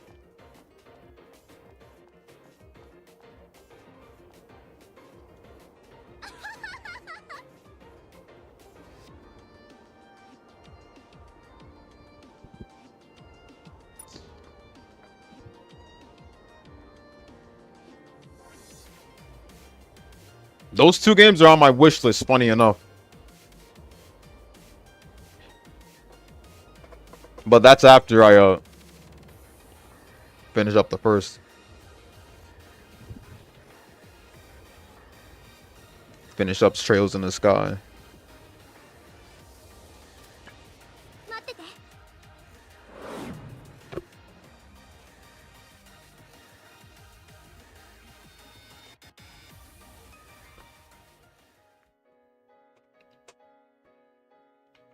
Yes, game. I am fully aware, game. Blah. 空に浮かんでるのって月？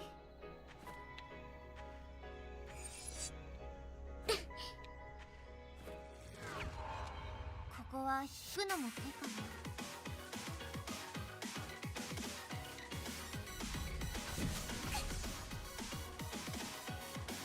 次はどうしよう。どうしよう。クマさん、どうする？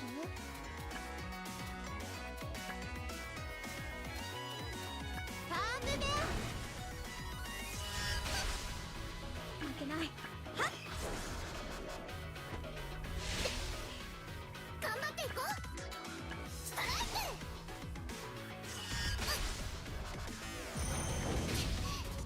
どうしよう。パームベア。よし、どんどん行こう。頑張らないと。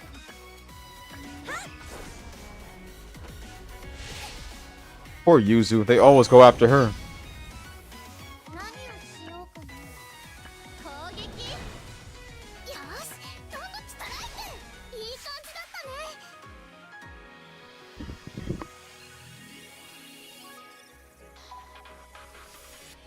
Poor Yuzu. 平常心、平常心。負けない。負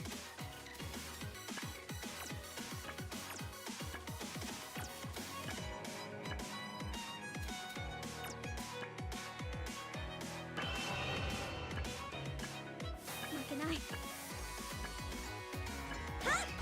決める。この調子でいこう。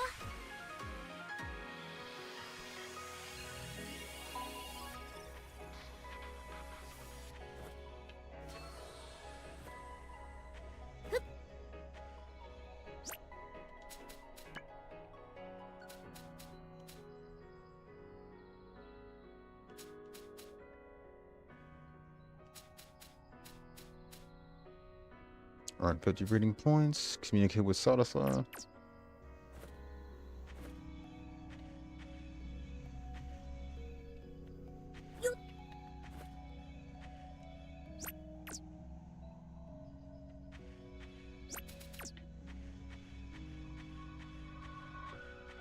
幻想的な景色」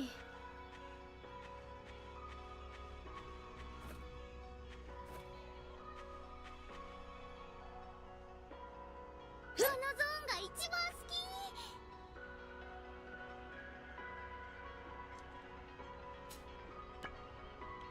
Love this music so much.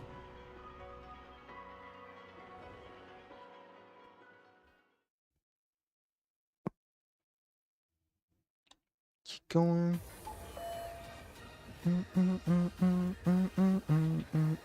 Oh yeah, we can't go in here yet. Because Yudi's not introduced yet, so no.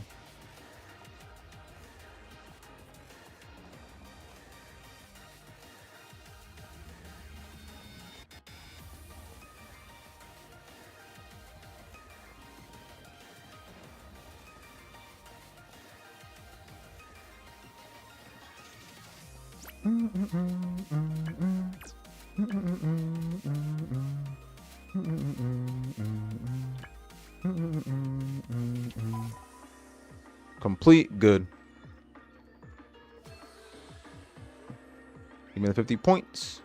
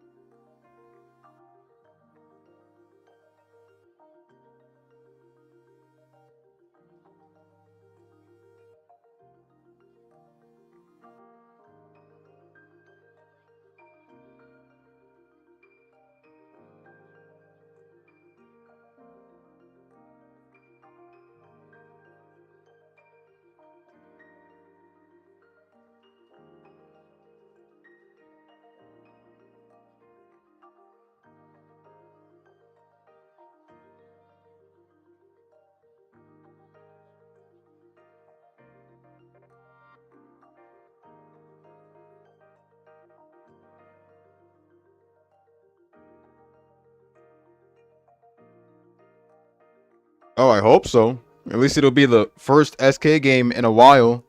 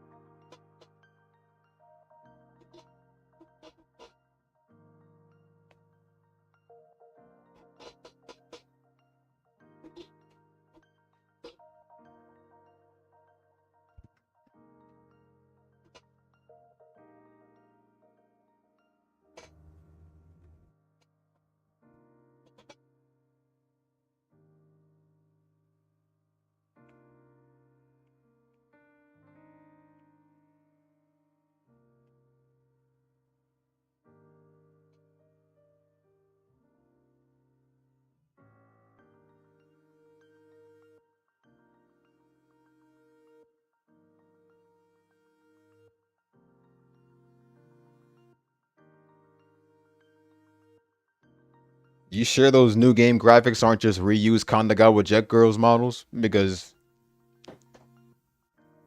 if anything, those graphics could have been used for 7.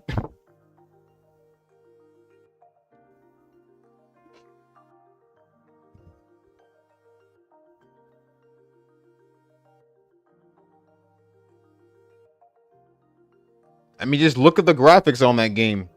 Those graphics could have been used for a much more new console SK game, but no, once again, it's a mobile game.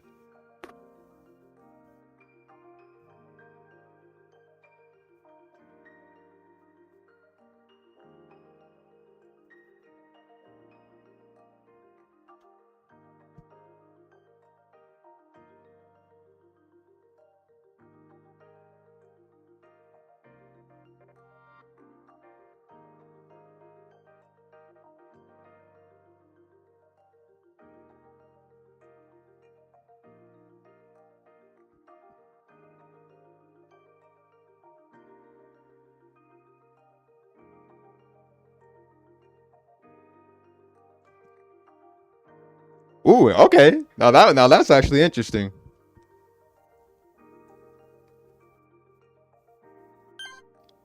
At least they're doing something that's good. I just hope the gameplay is also good.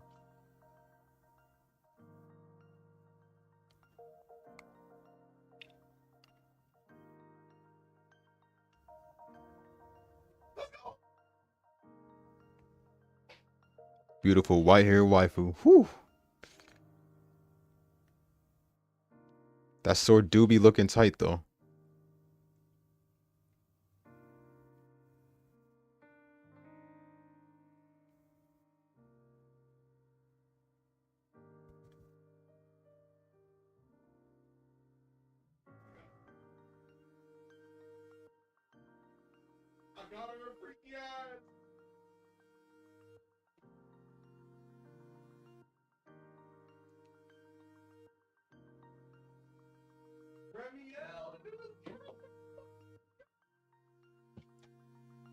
Well, the thing about the characters for New Wave and New Link is that not many people knew who those characters were, except for certain characters that made it onto Western SK games like PBS and Estival Versus. And Ayame was a character. A Hanzo student that made it into Estival Versus, but she was technically part of the main Hanzo team too, specifically. Ayame made it in. And then when what else? When PBS came out, we had other characters from Wave and Link. I think like from who was it? Leo, I think. Well, Leo's outfit made it in. And Yuyaki, Soji. Only a few characters of New Wave and only a few characters of New Wave were able to even make it in. The thing is that no one else. The thing is that those who never really played New Link or even New Wave in Japan knew about all the other characters. The franchise is like the franchise has a big cast of characters, but only in the Western console games and stuff like that. Like at least, you know, staying in the regular mainline games and stuff, there's like technically the regular cast we're familiar with, at least like the 4 Shinobi teams and everything. Everyone else though, because funny enough, the characters in New Wave and in New Link, they're from different schools. They're from different academies or different groups and bands. But the thing is that there's not lore on those characters because they're just randomized SK characters added in.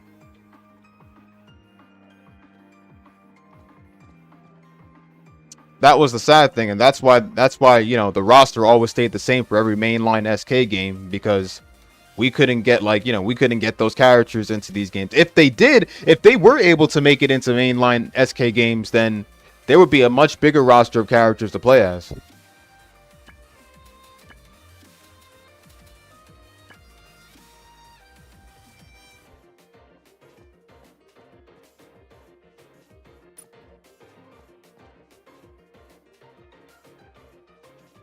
Well, with Marvelous getting some good collabs and stuff, or Honey Parade Games or whichever, with SK getting collabs with just about anyone, it's possible that Falcon would definitely lend a hand in terms of bringing, you know, characters and other series with SK.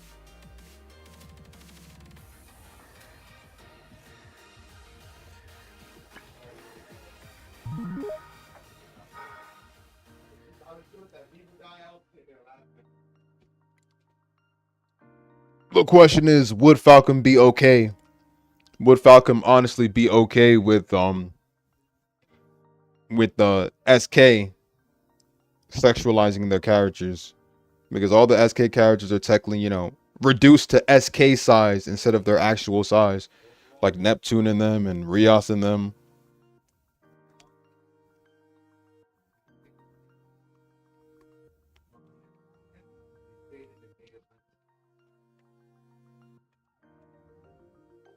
Yeah, I'll give them that. At least they've gotten like at least a new evolution of weapons and everything to be added in. Hopefully, I'd like to see their Shinobi transformations, unless they were already in their Shinobi transformations on the cover. Because if you literally look at the cover, the covers actually resemble to the first SK games cover, to Burst. Where, you know, because in the first one, I see that they're literally trying to make it just like the first SK game for 3DS, where all the characters are literally side by side, Heavy Joe and Hanzo on the left and right. And they're doing the same thing with Shinobi Nukes. I see that they're making the main cover exactly like it.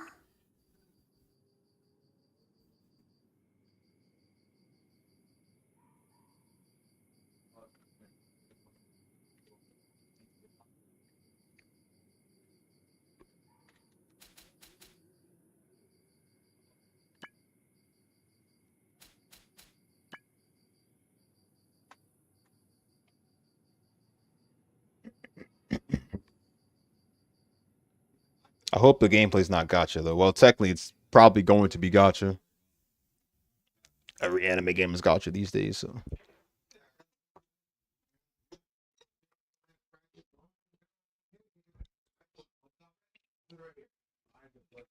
I hope it's just not in Japan though only. Like it needs an English version.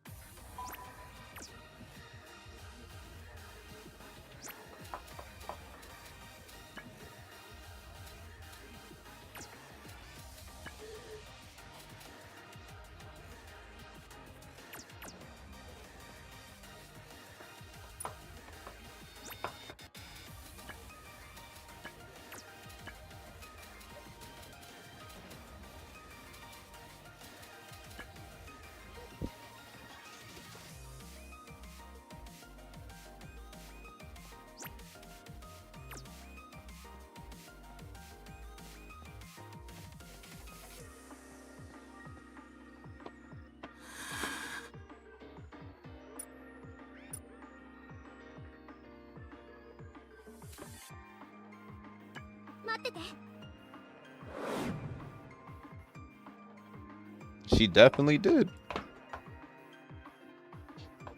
これって水なのかな。 Although I kind of wish we had gotten Kasumi as well. Kasumi and many other characters.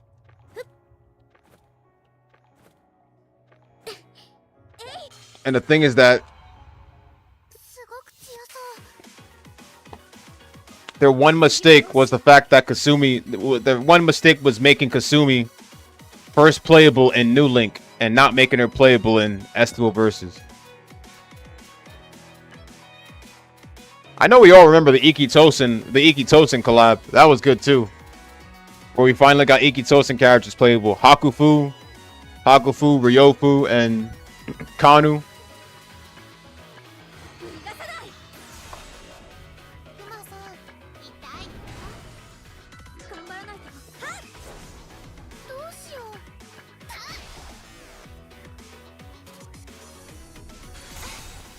どうしよう。攻撃。負けない。どうしよう。どうしよう。ストライク。この調子でいこう。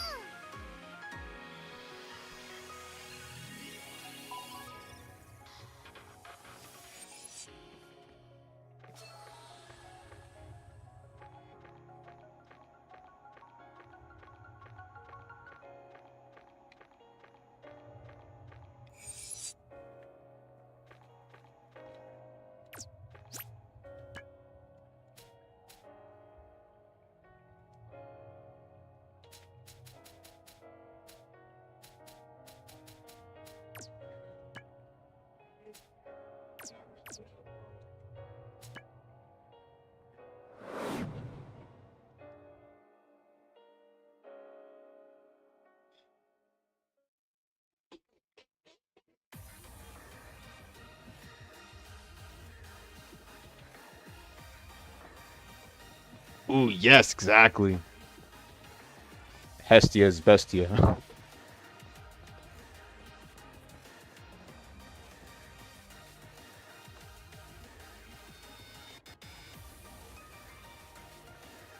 SK can literally just take any favorite Any favorite female character, any fan favorite female character from a series, and just make them beautiful in at least certain ways. They had, and honestly, I am still waiting on Tomb Raider, but they had To Love Ru. I remember they had To Love Ru collab, and I knew To Love Ru was gonna make it in, but there's other animes that are missing. Makin Ki. I keep saying Makin Ki needs to pull in. Manui Kensho, many others.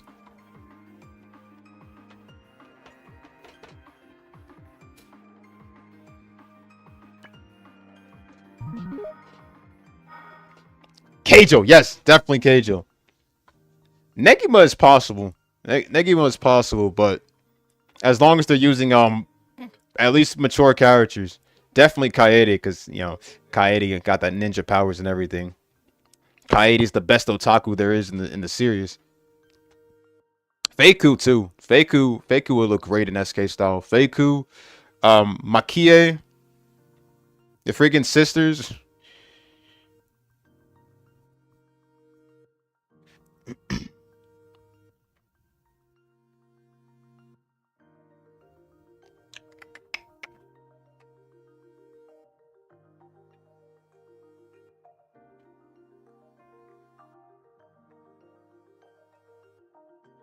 But then again, if anything, I would say, let me see.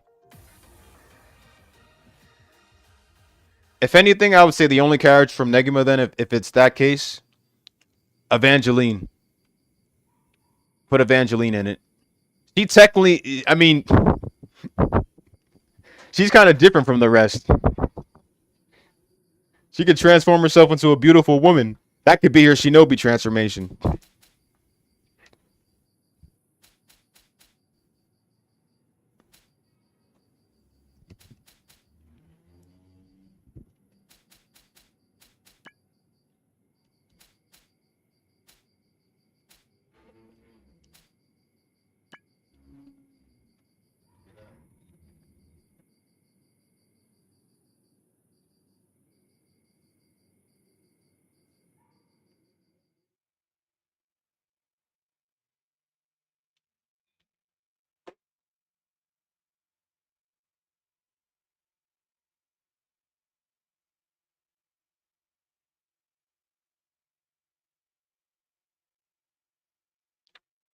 Sekirei. I wonder if it still gets love to this very day. I don't know about Sekirei. I want it to be in, but I just don't know about I don't know if the series is still relevant now. I know it's been done for years and stuff, but it needs more love though.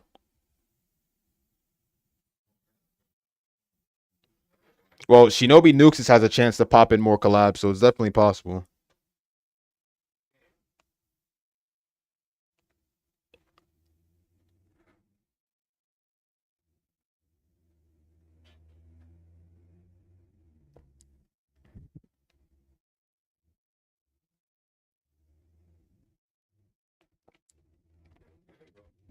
But the thing is that Sekirei is full of so many waifus and stuff that they should have been collab with Senran Kagura.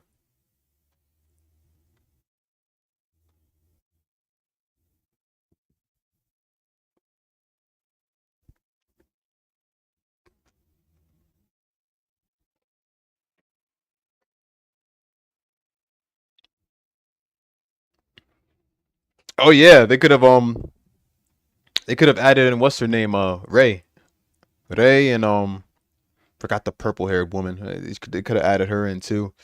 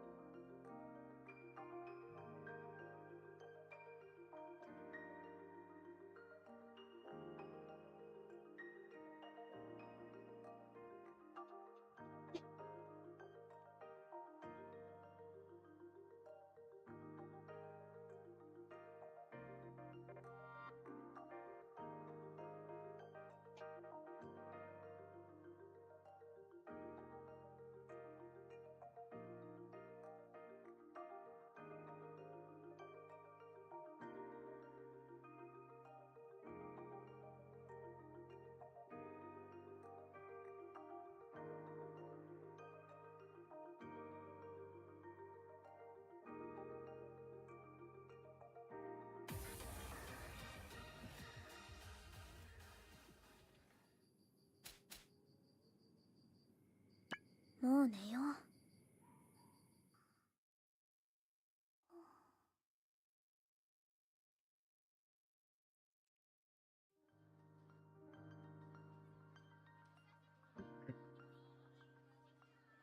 Don't report just yet.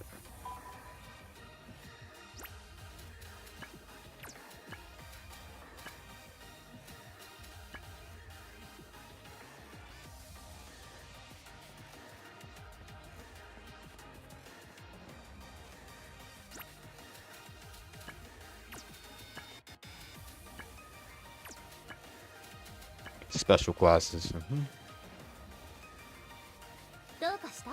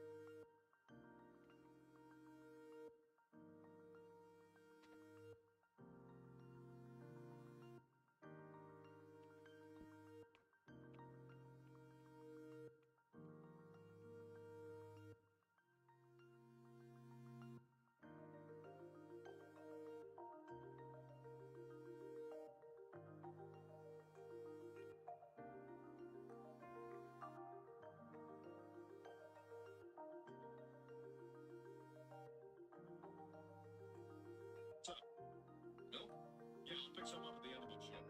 Oh, gotta go. First fare of the night. I should really pick up that milk now before I forget. Milk? Yeah, I'll pick some up もう at the 寝 end. よう。 Oh, gotta go. First fare of the night. I should really pick up that milk now before I forget.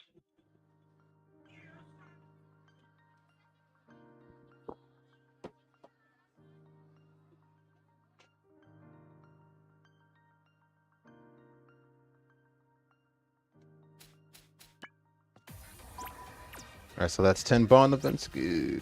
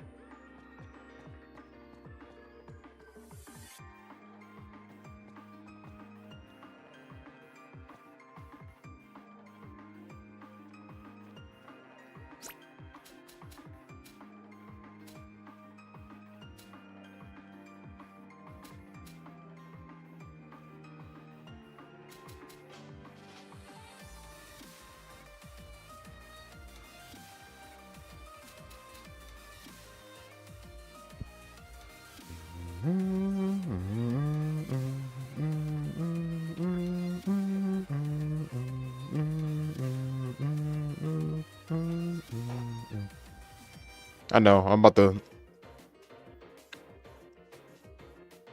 head home, but before I do that, hold on. I gotta hear my favorite part of the song.「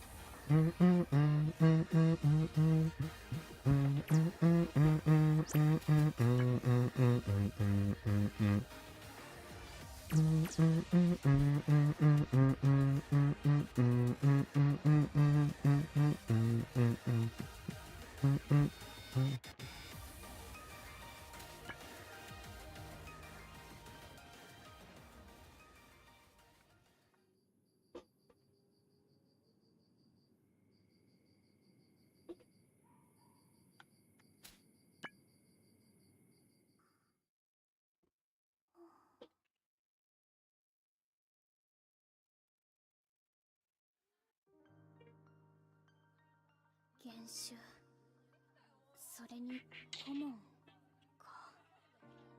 冷静になってみるととんでもないことを引き受けちゃったのかもしれない。私あんな化け物とこれからも戦えるの？特別な理由もなく戦っていけるの？はあ、考えたって仕方のないことだって分かってるけど。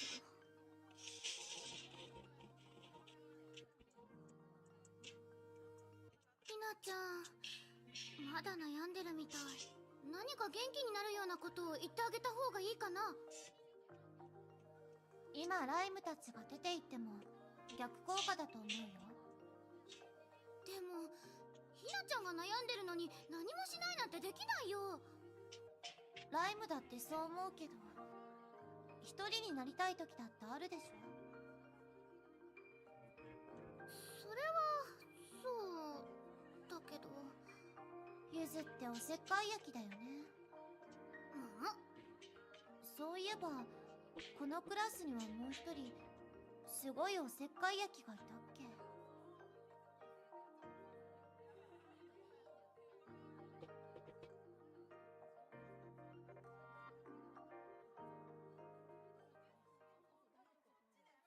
K, here comes K.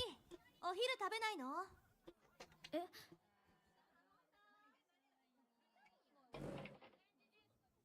もしかしてまだ Oh, is she gonna do an outburst against her? あたいは何 That's gonna be the やって sad thing, though. And she's such a nice person, too. はあ、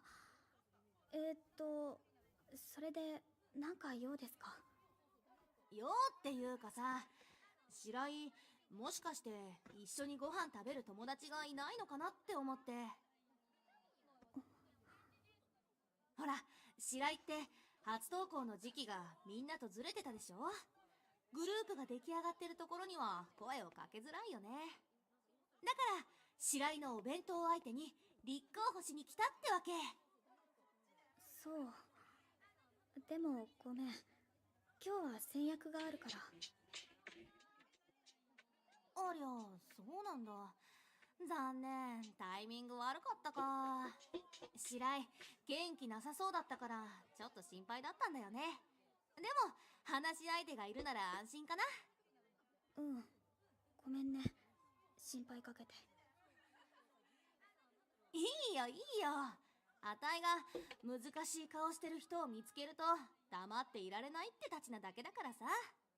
話すだけですっきりすることだってあるんだから、悩み事があるなら遠慮なく相談して。うん。じゃあ私これで。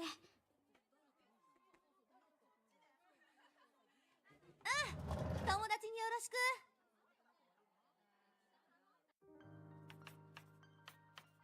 それじゃあ今日はここまで。Here we go. And then it happens. ねえ白井、今ちょっといい？え、何？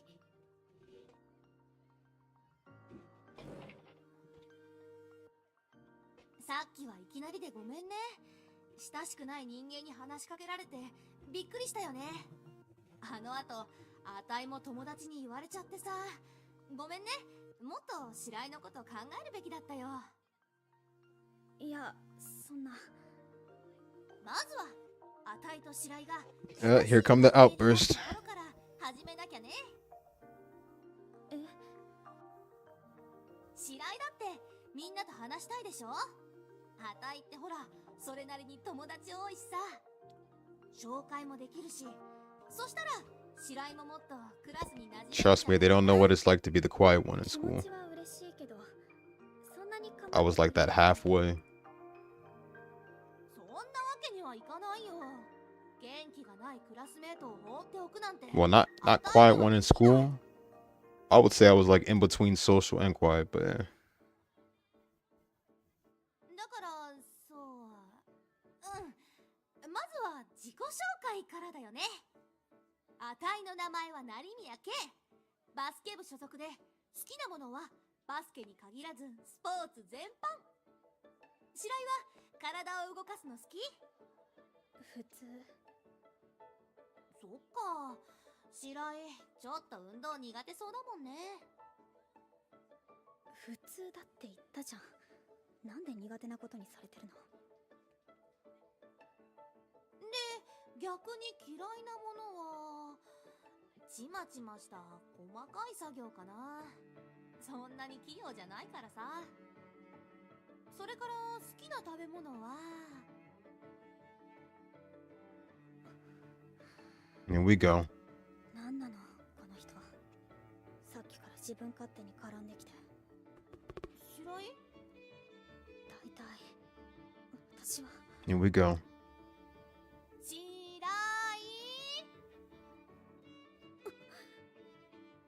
またぼーっと考え込んでたよ。体調が悪いなら保健室に連れて行くけど。別に大丈夫だよ。それならいいけど。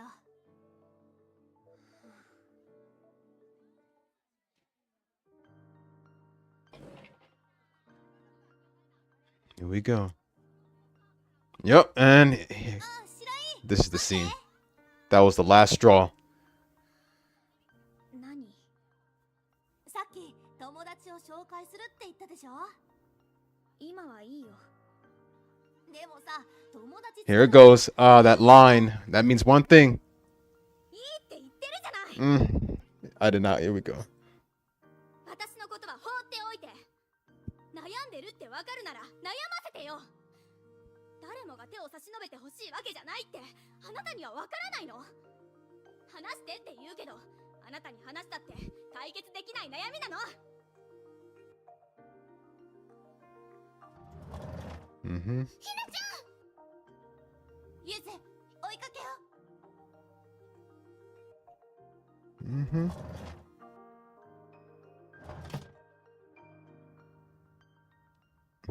The thing I respect about Kay is that she's not one to give up on someone, even if they tell her to leave. Even if they tell her to leave them alone. Yo,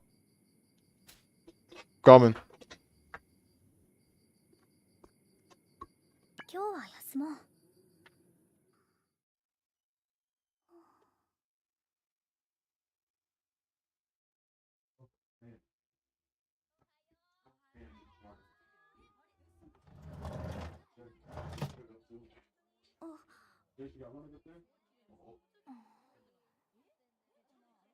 ひなちゃん、大丈夫？ありがとう。でも大丈夫。成宮さん、ちょっといいかな。 K でいいよ。うん。じゃあ K。昨日はごめん。ほい。個人的な問題なのに気を使ってくれたのに八つ当たりしちゃって。なんだ、そのことか。なんだって、あんなに当たり散らしたのにあんなことで値は折れないって。それにね、白井が怒るのもわかるよ。人に言えない悩みを抱えている時にあんなにしつこく迫られたら怒るよね。友達にもまた注意されちゃった。だから白井の相談役はきっぱりと諦める。その代わりに白井、あたいと一緒にスポーツしよう。スポーツ？なんでそうなるの？思いっきり体を動かせば大抵の悩み事は吹き飛ぶからね。相談役にはなれないけど気持ちを楽にすることはあたいにだってできる。白井、あんまりスポーツ得意そうじゃないし、あたいがいろいろ教えてあげるよ。私、これでも体の動きと体力には自信があるんだけど。そうは見えないけど。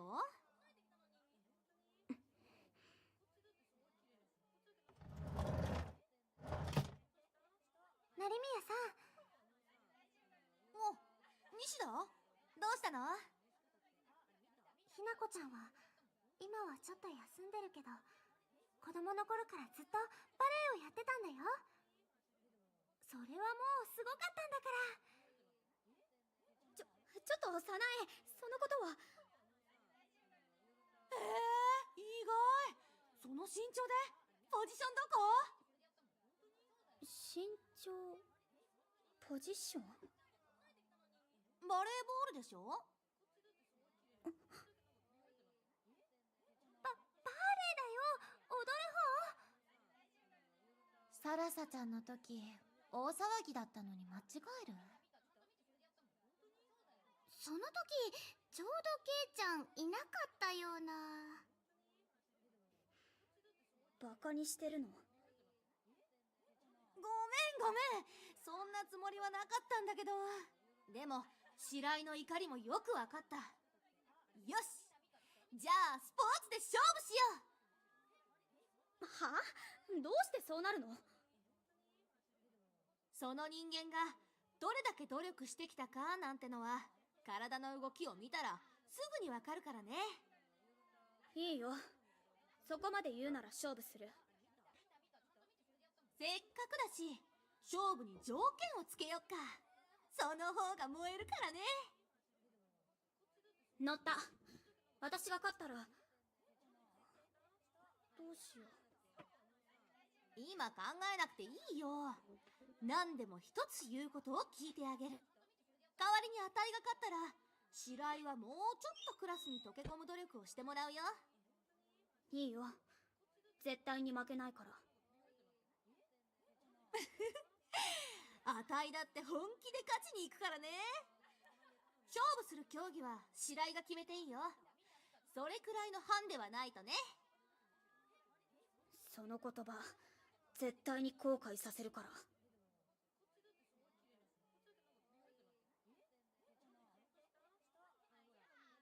ひなちゃん楽しそうだね。ムキになってるだけのような気もするけど、でも考え込んで元気ないよりもずっといいよ。そうだね。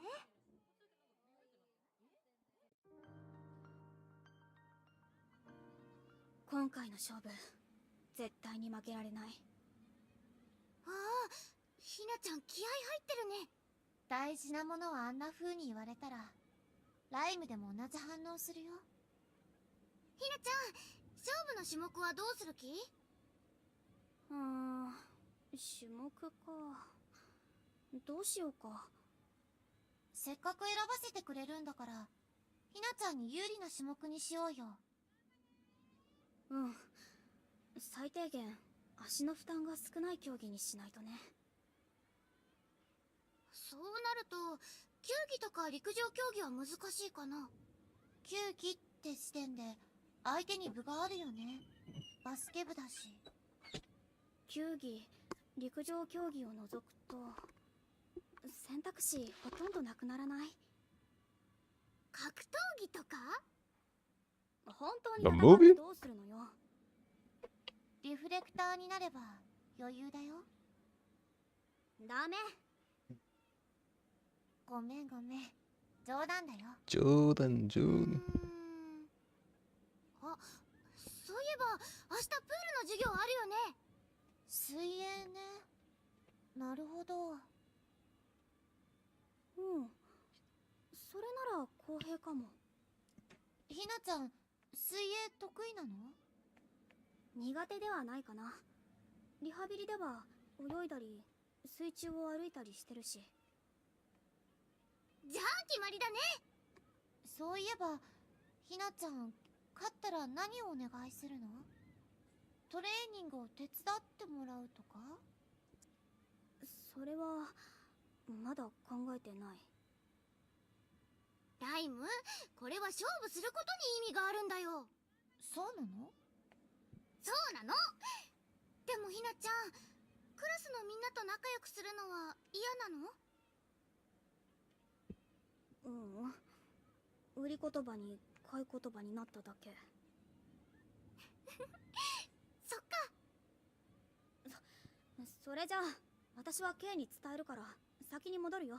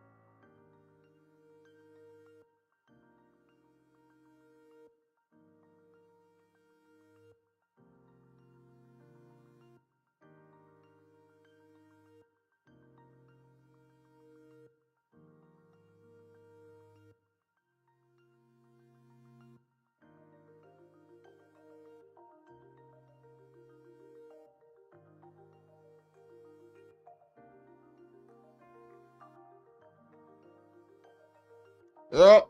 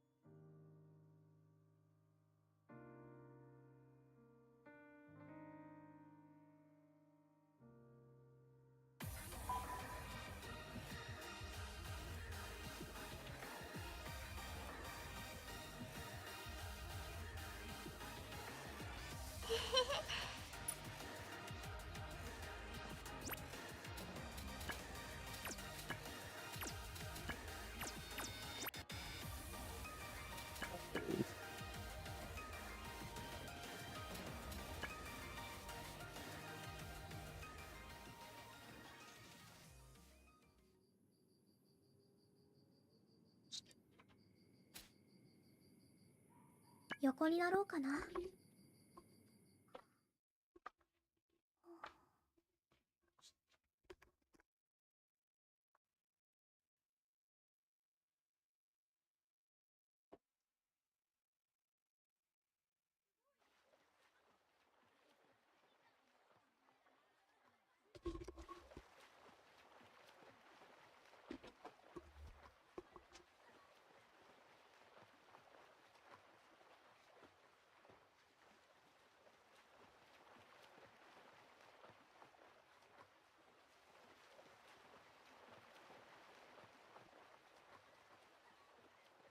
Mm-hmm.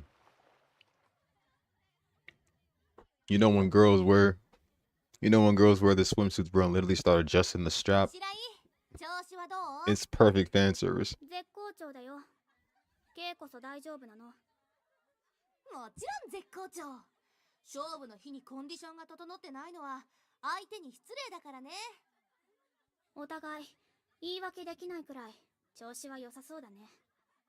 調子良くなかったら降りるつもりだった？まさか。それでこそ。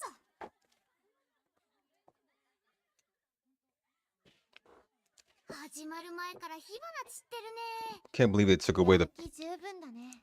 the group photo wallpaper. はい、皆さん。まずは準備体操をしてください。 Oh wait, come to think of it, didn't they? Wasn't there something new with Quadrant? They put a group picture for Quadrant, a wallpaper, I 何 think. それ白い。タコみたい。ああ、やっぱりひなこちゃんはすごいな。 Damn athletic. Ooh. 柔軟は基本でしょ。ほうほう。どうやら運動ができるっていうのは本当みたいだね。ふふふん、どうだ。どうしてユズが得意げなの？柔軟に集中してるひなちゃんの心を代弁したの。あなたたちも柔軟しなさい。すみません。 But yeah, and then we start going to the common.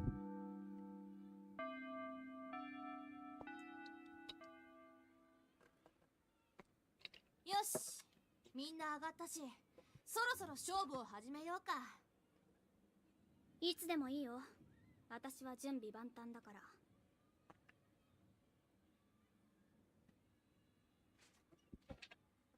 いよいよだね。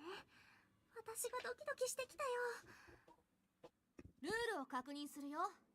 50メートルターンの時に5秒以上の差をつけた方が勝ち。オッケー？大丈夫だよ。あれ ?50 メートルの競泳じゃないんだ。うんうん。ちょっと特殊なルールかもね。僅差だとどっちが勝ったか分かりづらいからね。ということは、同じくらいの実力だったら持久力勝負か。お昼休みなくなっちゃわない？それじゃあ始めるよ。審判は、決めてなかったね。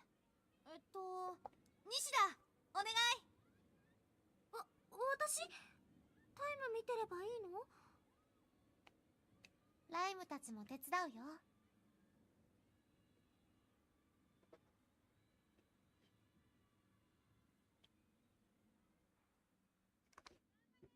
あれ、試合飛び込み苦手？まあ、そんなとこ。 Now her legs. That's why. What'd you say? I mean, ひなちゃん。これは it really depends. depends. If Kay bends a bit more, then hers would be bigger. No, I'm joking, bro. No, but no, you are kind of right though. これで言い訳は成立しない？ I think Hinako's like, more she's just more thicker than Kay. That's mainly it. あたいこそ正々堂々いい勝負しようね。 Hey man, we all don't know how a woman's body works, bro. We can literally just look and say that they're hot, bro. Just by the words, the bigger is better. Like, ひなちゃん、頑張れ。ひなこちゃん。あ、審判は平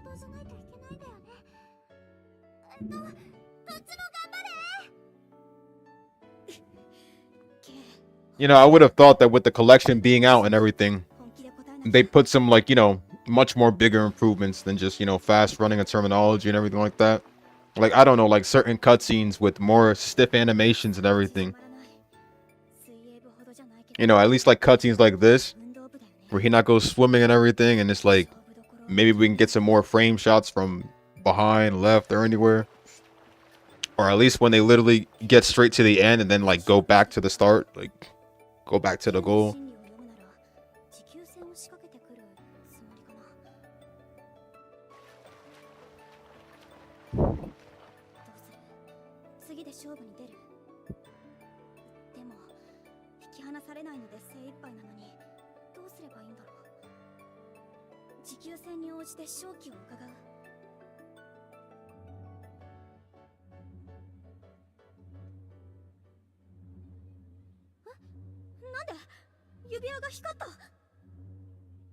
ひなちゃん、来るよ。ひなちゃん。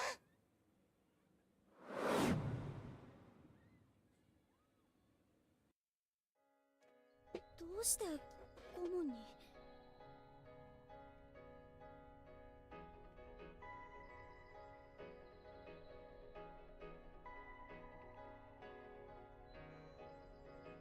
ひなちゃん。よかった。無事に合流できたね。ゆず、ライム、どうして？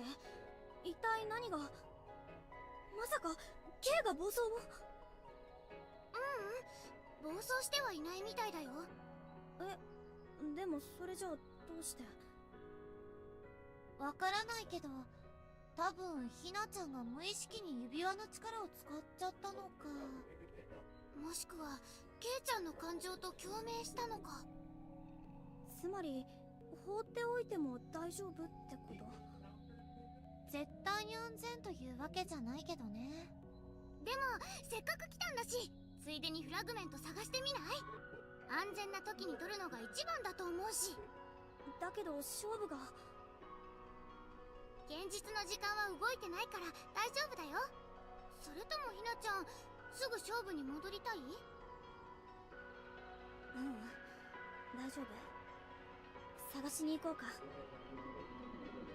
ち着いて気持ちを途切れさせないように。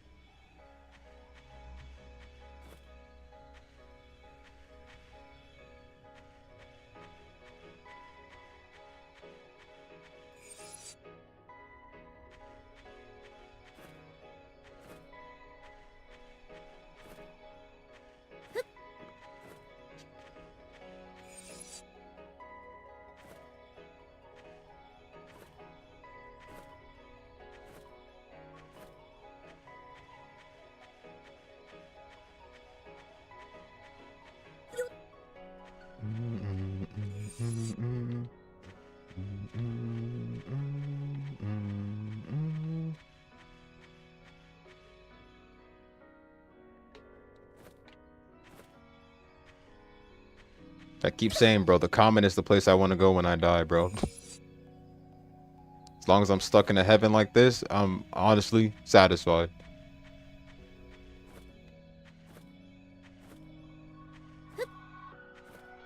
The only thing I do kind of wish in what they did with Quadrant, another thing is the fact that I wanted the common to have extra areas. The work that they put into this, I mean, it's better work. The work that they put into the collection, it's better than the bullshit 0% effort that Bondi put into for Tales of Symphonia. Because boy, was that shitty.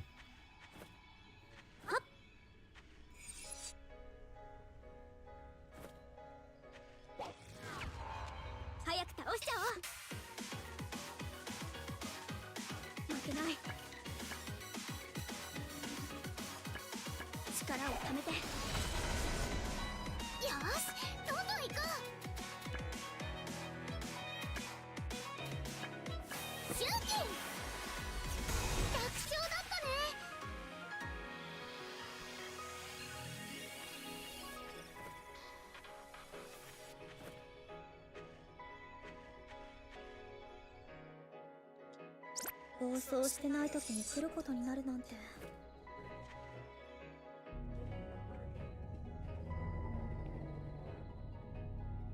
これが K のフラグメント。ひなちゃん、お願いできる？わかった。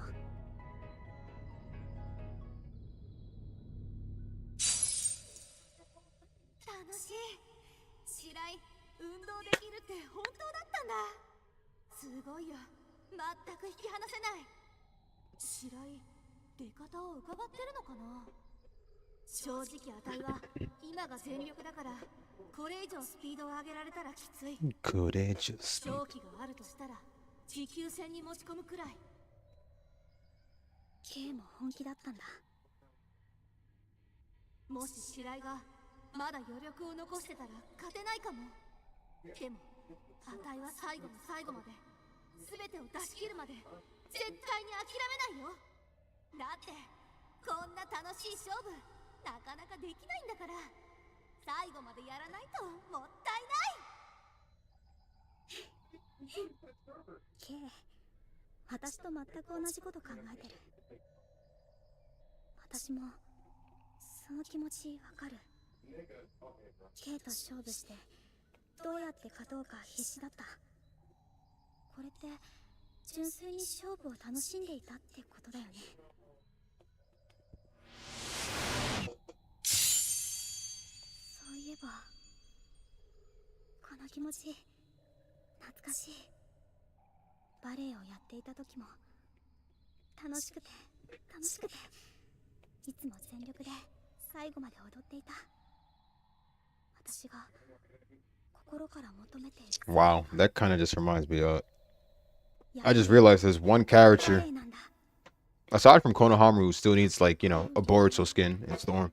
There's another character I just realized that never got a Boruto skin in Storm や Connections. ってるよね。 That's fucking Jugo. 取り戻すために。 Jugo.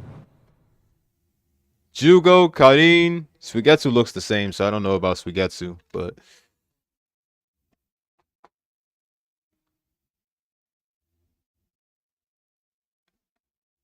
ともすごいよね。あれだけ泳いで結局勝負がつかないなんて。人の体力ってこんなに続くんだね。や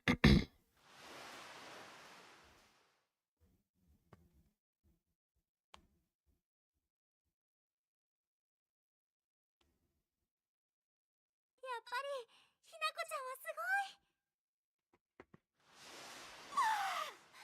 やるねー、白井。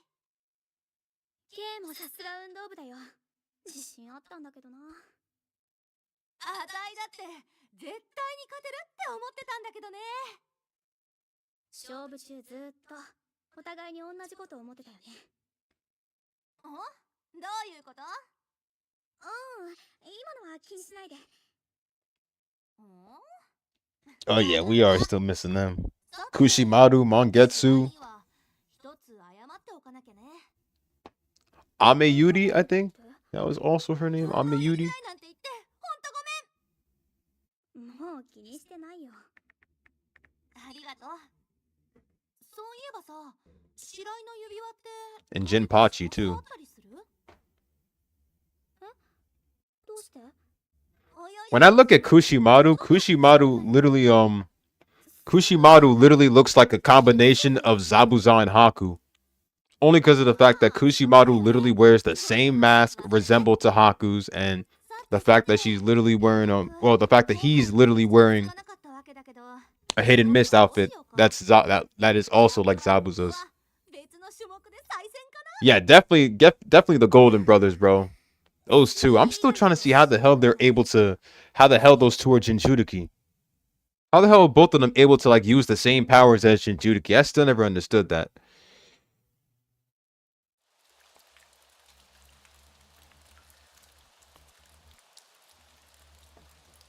Both of them are unusual to me.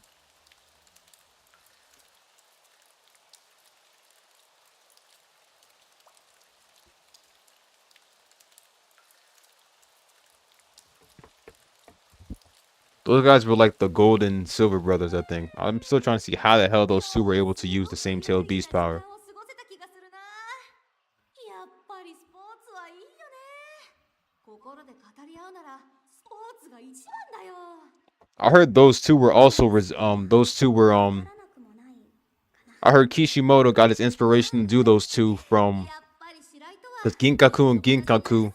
He got the inspiration to do those two from the Demon Kings from Journey to the West. ひなちゃん焼けちゃうな。 They're literally based off of demons from Journey to the West, funny enough. ゆず、いきなり抱きつかないで。ゆず、重いって。失礼な。ひなちゃんはそんなこと言わないよ。 And for those who don't know what Journey to the West is, that's also the same I think that's also the same 指輪 series that 白井どうしたの？ was a big inspiration あ、なんでも to Toriyama that let him do Dragon Ball. Not that anyone cares, because I don't really care for Dragon Ball, but still. 実は渡したいものがあるんだけど。お、何かくれるの？うん。この指輪、もらってくれない？おお、これって白井たちがつけてるのと同じやつだよね。うん。友情の証みたいなものかな。 Oh, when those two are like they're supposed to be descendants of the Sage of the Six Paths too, I think. ずっとつけておくよ。そうしてくれると嬉しいかな。 That's why they have so much chakra. ひな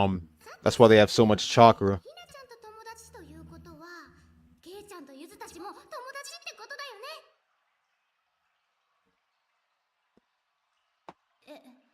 何その理論。みんな友達になろう。友達は多い方がいいよね。よし、友情の証にみんなで走ろう。夕日に向かって。それは嫌。ライムも疲れるのは嫌だな。だいたいまだお昼だし。早くご飯食べたいし。みんなもっと体を動かそうよ。これから大変そうだな。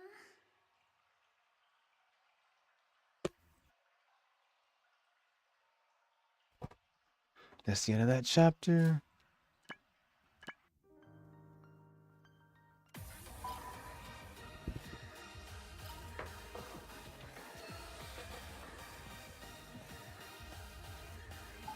Tatakai no Shogu desu.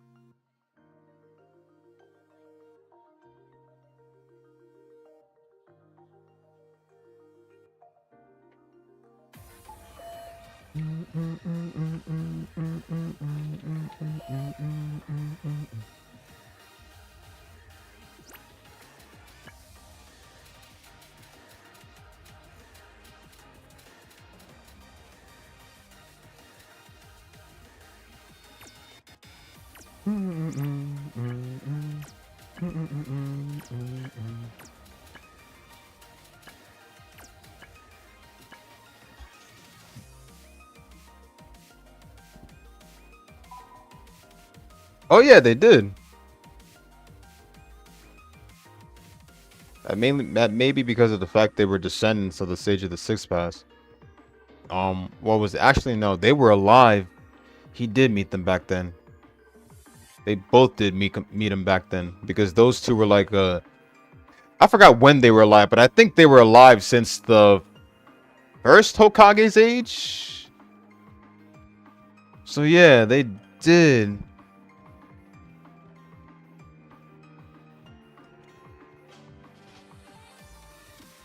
Those guys are like millennials. And as for why they can use the Nine Tails' power, they're not technically. I mean, yeah, you can't really use a tailed beast's power unless you're like the host of them. But when back then, when both of them were supposedly in the Nine Tails' stomach or whichever, they ate Kurama's chakra. I remember a little bit of how, but you know, they ate Kurama's chakra, and that's when they gained his power and were able to use and were able to harness the power without, you know, being connected to Kurama. That and the fact that because they're like descendants of the Sage of the Six Paths, they can use as much chakra as they like.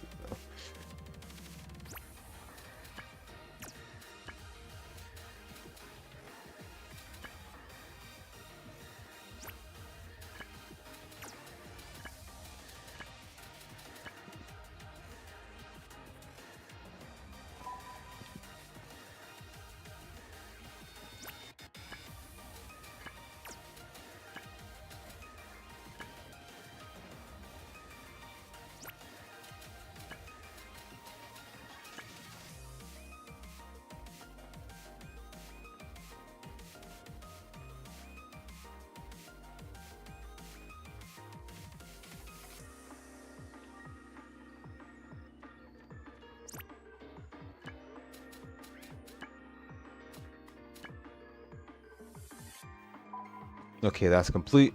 Boom.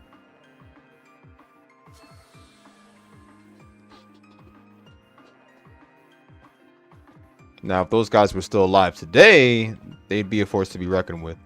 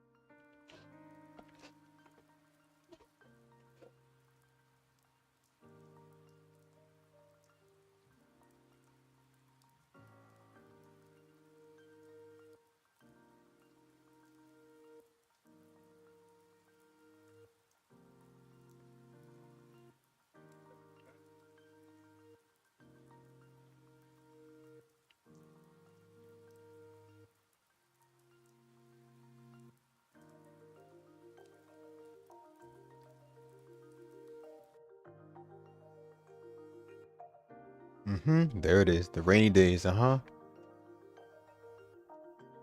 I remember these. To be honest, in my first place, I never really had much of the encounters in the rain much.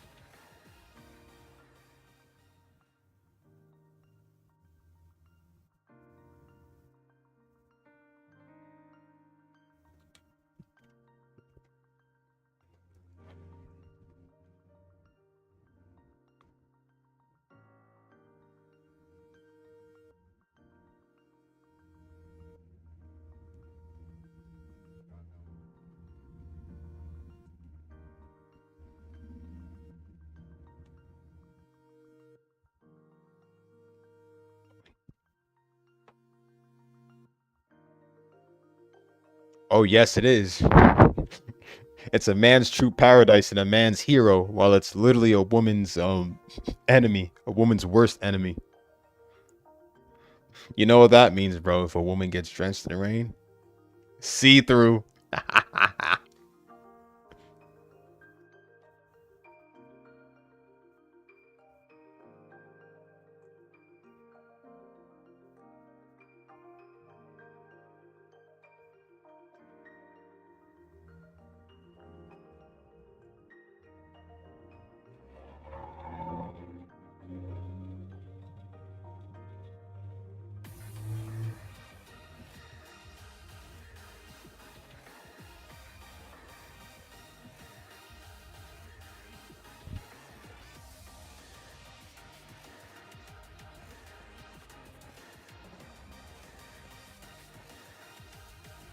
See through.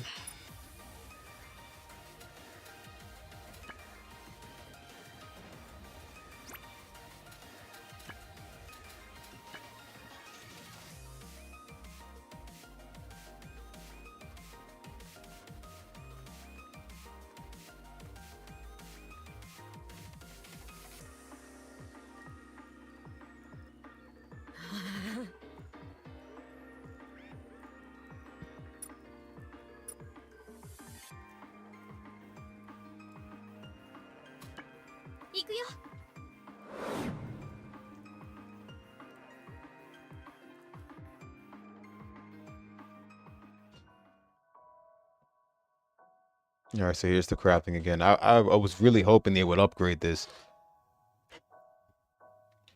because like I pretty much ignored the crafting quest because there were some items I couldn't really attain to craft.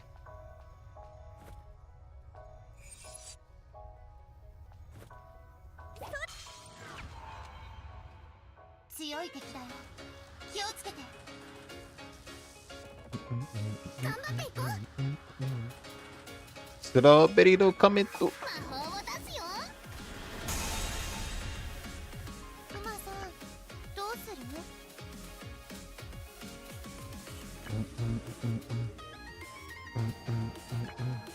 容赦しない。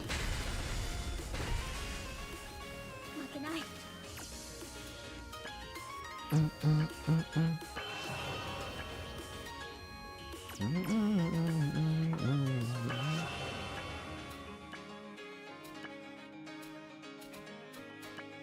頑張らないと。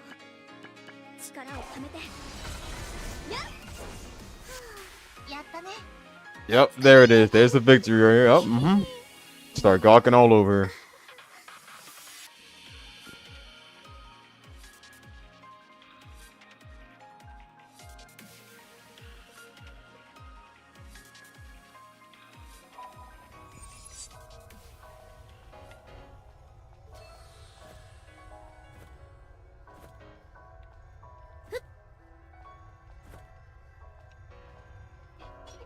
What どうしようかな。ちょっと考えてみよ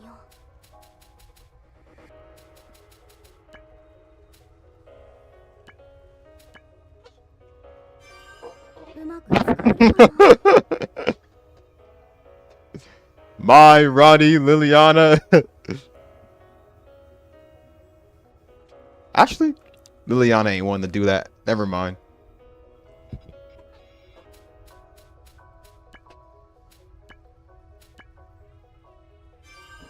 こんな感じかな。I don't blame Roddy for going up for gawking all over my. Roddy's got good taste. I just can't appreciate that. こんな感じかな。 Not to mention the perfect voice actor.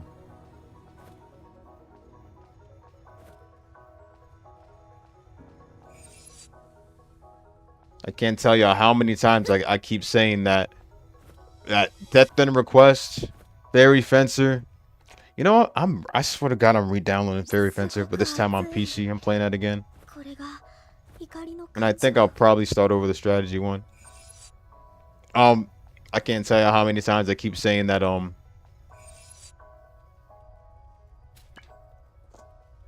that Fairy Fencer, Death and Request Code Z. Practically all of Idea Factory's games should have had an anime, bro. I'm telling you, they do perfect. Omega Quintet would have done perfect. Fairy Fencer would have done perfect. Like, come on, man.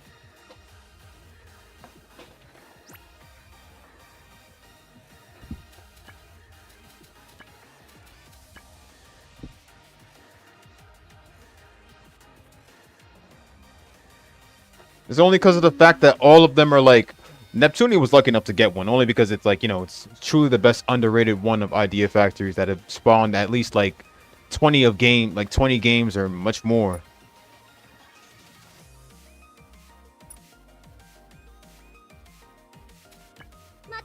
But all the others deserve love too.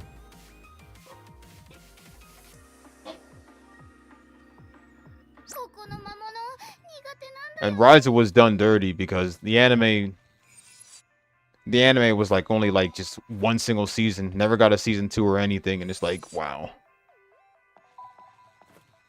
And because of horrible ratings, supposedly, that it ended up not getting a continuation. That just pissed me off. A one-time thing.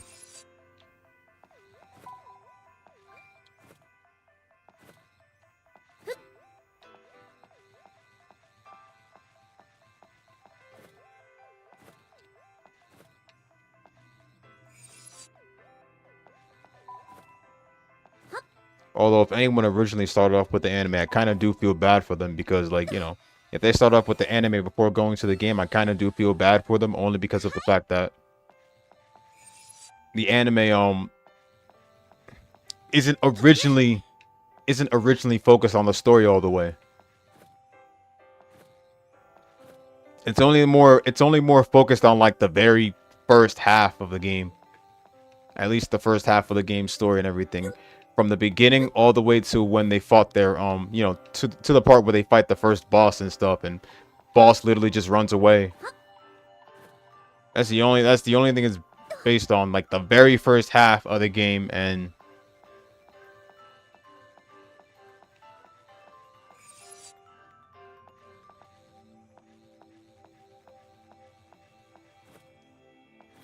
it just ends there.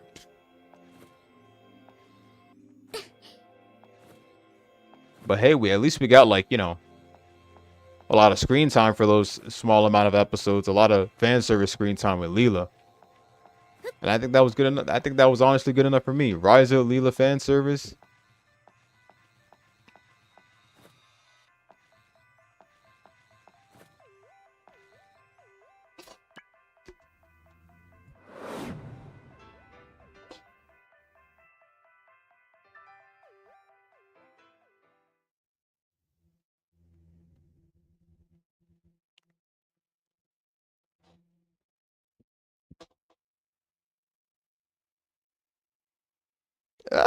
I mean, I'll be honest with you, man. Claudia is attractive. Don't get me wrong. Claudia and Ryza is definitely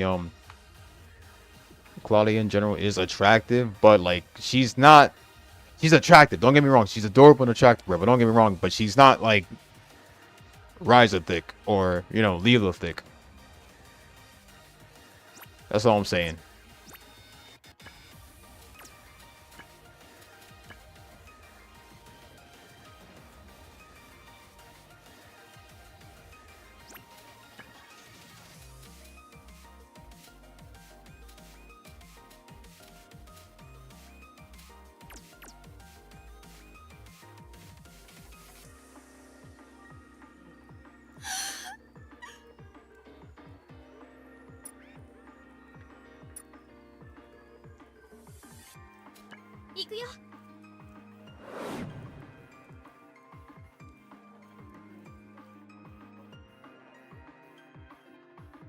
そこが見えない。どのくらい深いんだろう。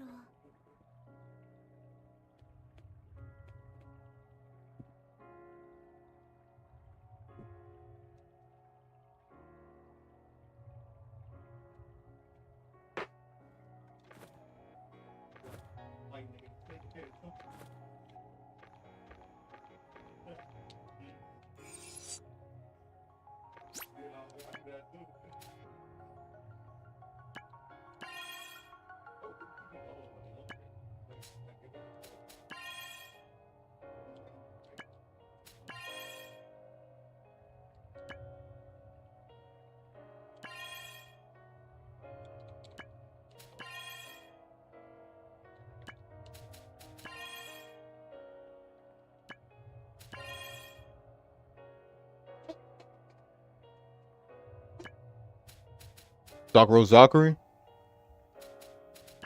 That's the one that has male characters, isn't it, right? That's one that has male characters in it. And I think they all fight in like a military type of team.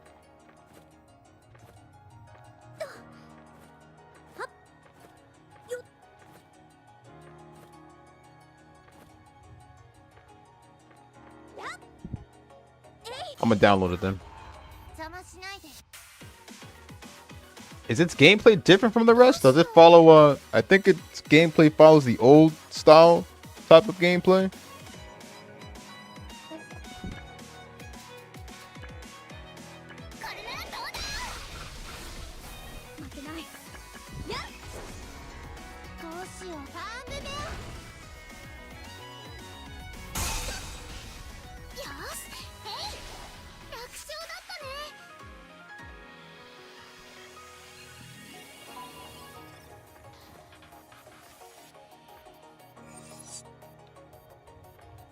But I'll get it then. Thanks for reminding me. I'll definitely get it.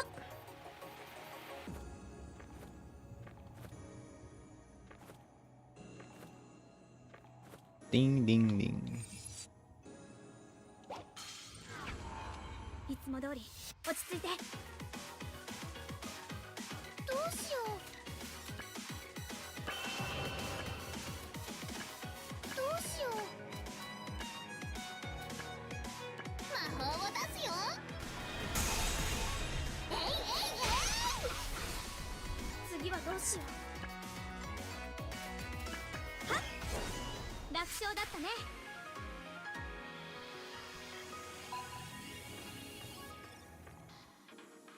この水 I'll finish up all these requests and then I'm gonna stop for the day. I have to work tonight, so I'll be back tomorrow in the morning to start my other 3 days off.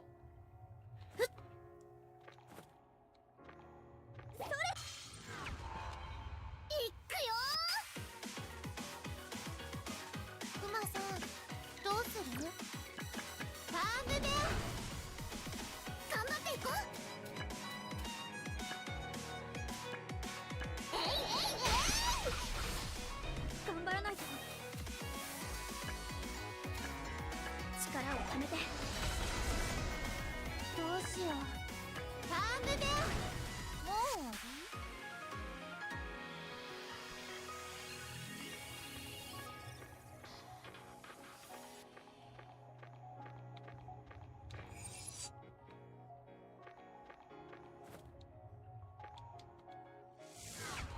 このくらいすぐ終わるね。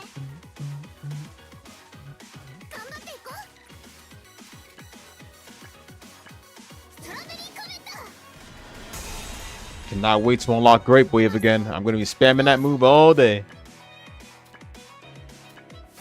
攻撃開始。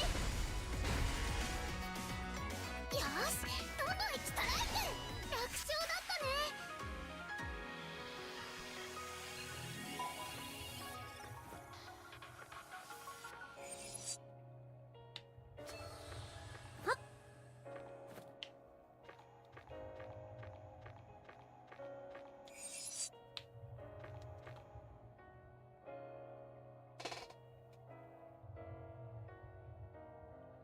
Very hard later on, especially the final boss. Oh, in that case, consider it done. I'm definitely gonna look for one then. I hope there's one still around. Hope there's one still around.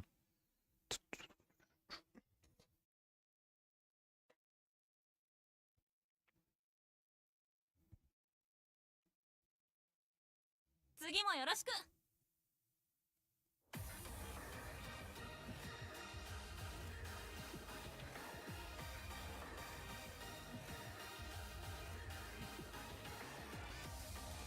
If there isn't one, then I guess I'll have no choice but to use the New Game Plus. I mean, but to use a regular New Game save.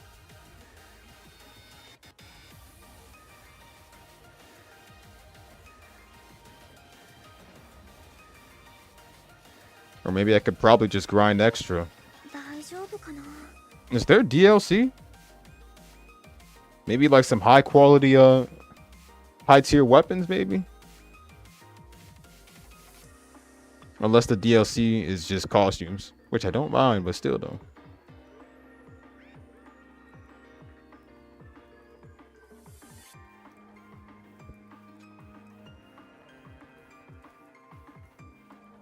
I see they have an extra equipment set, provides early gear boost. That could probably help. Provides early gear boost, economy and progression boosters to ease resource gathering. ちょっと Combines all available individual add-on packs in one complete package. Oh, that's deluxe. That's deluxe. Never mind. Bundle. Unlocks additional cosmetic outfits. The cast adds extra content related to character Miyako Osatani. Special enlistment Miyako Osatani. Why couldn't they do that for Omega Quintet? Half freaking what's her name? She could have been playable to Minako.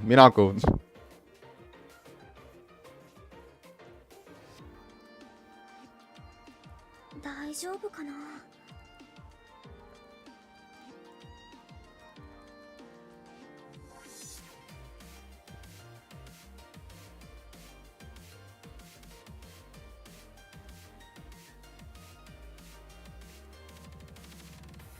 Momaka, sorry. There you go, Momaka. That's her name.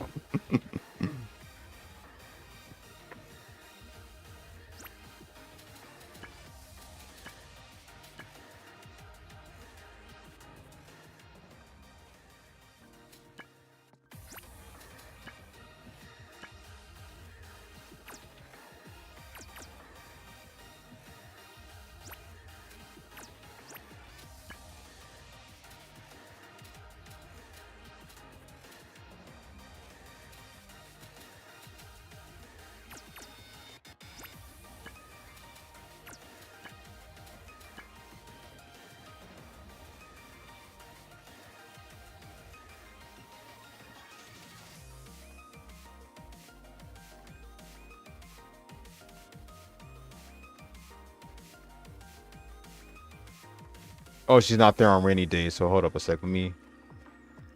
Okay. Okay. Well,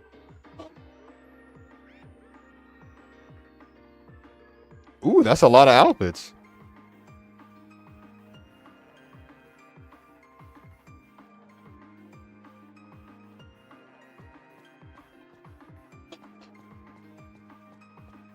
Wonder how many waifus there are on there. As a man of culture, I gotta ask.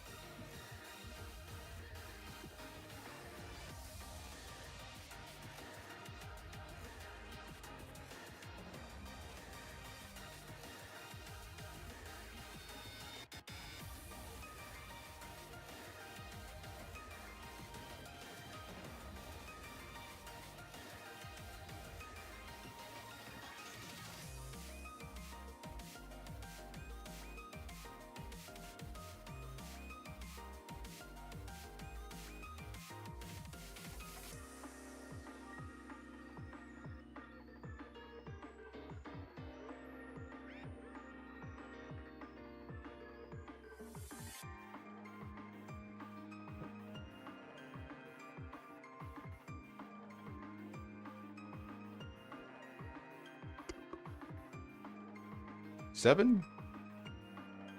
Now we talking. The lucky number 7. Go, go.